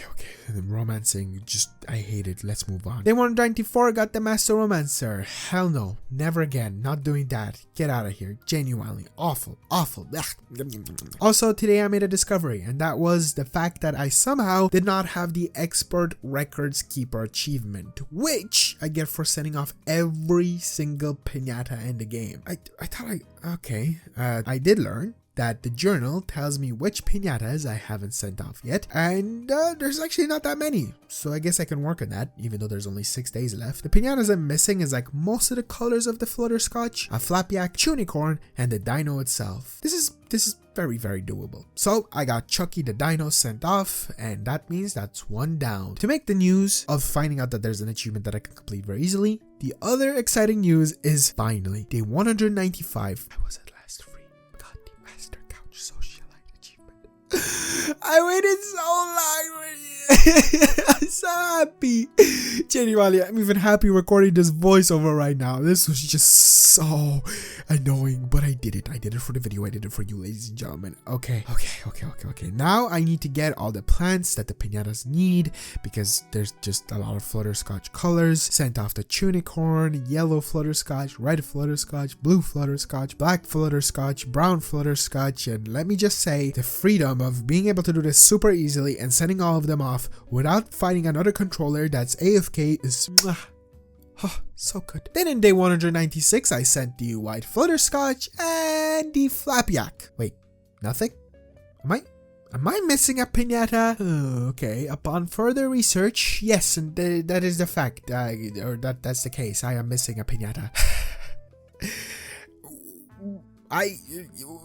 The piñata is a pink flutterscotch. Doesn't really matter, but still it's crazy that I'm missing one. Okay, well, I just wait for a lily to grow so I can turn the white one into a pink one. I guess I'll work on the other achievements I can get in the meantime. Like, put a sweet into a seed hole from a long distance. This was kind of impossible. Mainly because when I tried to put it, it just magically bounced back, because obviously I had to do it from a distance. So I guess I'll come back to that, because day 197 is when the pink flutterscotch appeared, and yeah, that was like one of the piñatas I need. But was it the last? Am I missing any other color? I'm going to assume this message means yes, it was the last one. You can read if you want, but look, expert records keeper. Nice. Also, after that, I noticed that if I just put the candy from the other direction, it doesn't bounce back. So I got that done, the long shot. My new approach was just to dig like a bunch of holes on the other side, and one of them was bound to work, which it did. And now, apart from the show achievement, which is like the only other one that I can really do, there's actually, well,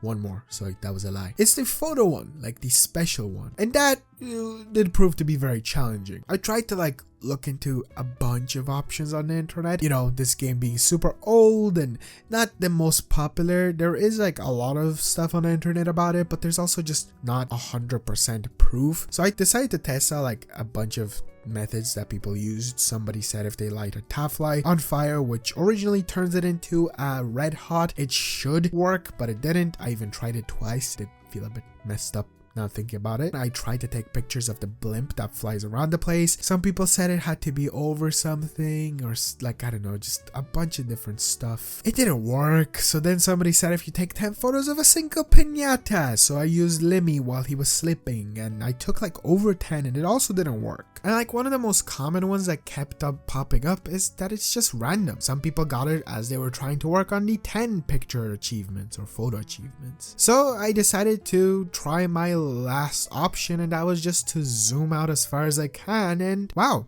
there it is, Master Candied. Ha, nice name. And also really cool concept art. This game really has some insane Easter eggs and secrets. Now, if you're exactly wondering why I decided to do this, was because somebody did say that zooming out and just getting a picture of the garden worked. So if you're planning to potentially go for the achievements, or at least the ones that you can complete without, you know, going above and beyond, I would recommend for you to test this out. But at the end of the day, I think it's just very, very RNG based. But, you know, it's worth a shot. So it's day 199. Basically the official last day for the video. Yeah, shh. It is. That means it is time to win the 10 shows. I'm keeping my word for it. I did say I'm gonna do it. And I'm bringing in the previous 2 champion, Chucky. This just kind of ended up being all over the place. I jotted down the wins and losses, and here's how it went. Loss, loss, loss, win, loss, win, loss, win, win, win, win, loss, win, win, win. And there it is, the final achievement I personally can unlock. Now, let me quickly explain the wins and losses. The reason I all of a sudden started winning was because I decided to just back out and go back into new opponents. And coincidentally, just got one of the ones where I won by the first attempt. So I decided to just go back in. I did always choose CDOS, apart from one time, I don't know if you noticed, it was like a win, and then loss. The reason for that was because I accidentally chose a Weedling, which specifically I do believe chooses small piñatas, and since, you know, the dinosaur is humongous, I didn't choose it. Apart from that, it's just so RNG based. The thing that I noticed as well is if you don't have a sour, you're better off, because sours not only get chosen because, I don't know, they're like special, but also because they're big sometimes, but also because they're small sometimes, but also because they like are loved by like some of the ones that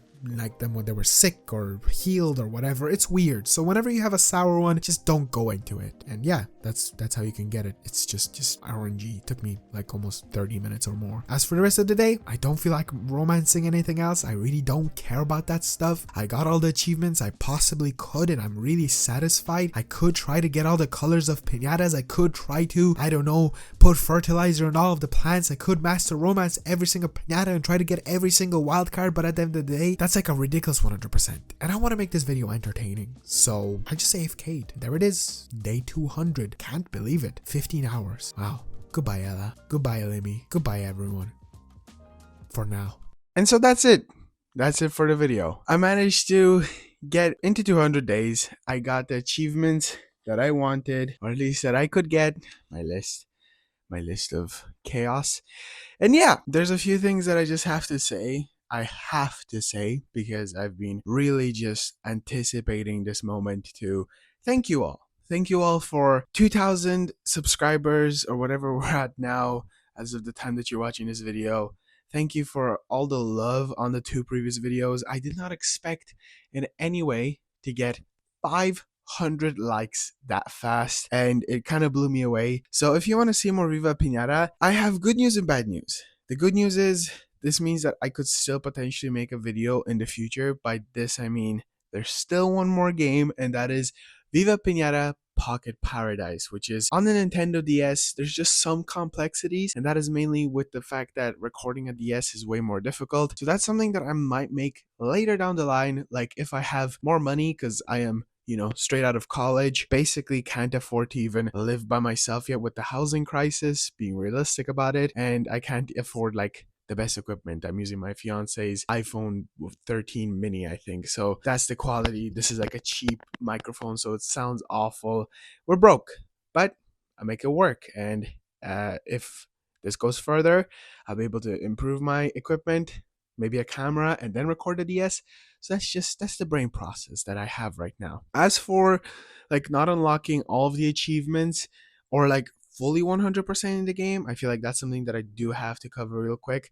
The thing with that is it's not going to be really fun for a video for me to do everything. I can tell you right now, oh, I did all of the rest of camera, trust me. It's kind of like a 100%, but I don't know if you get anything out of it. I'm not gonna say that you don't, but I feel like if you do get anything out of it, it's probably not like as crazy. I'm pretty sure the max level is 196, so not even 200. I did read that somewhere, so I might be incorrect or correct. I'll put up something if I'm correct or incorrect, and if I am incorrect, whatever, just pop it up. And yeah, it's something that I know a lot of people will probably be like, what, you didn't finish you 100% or get all the achievements? Well, for one, some of the achievements feel really like impossible. If they're possible, well then I'm sorry. I'm pretty sure they're impossible, even from like further research that I've done, because I'm on the Series S and Vision camera, and also, you know, like master romancing all of the piñatas and getting all the variants and all the plants just feels kind of like unnecessary. I did the challenges, I did the side stuff, I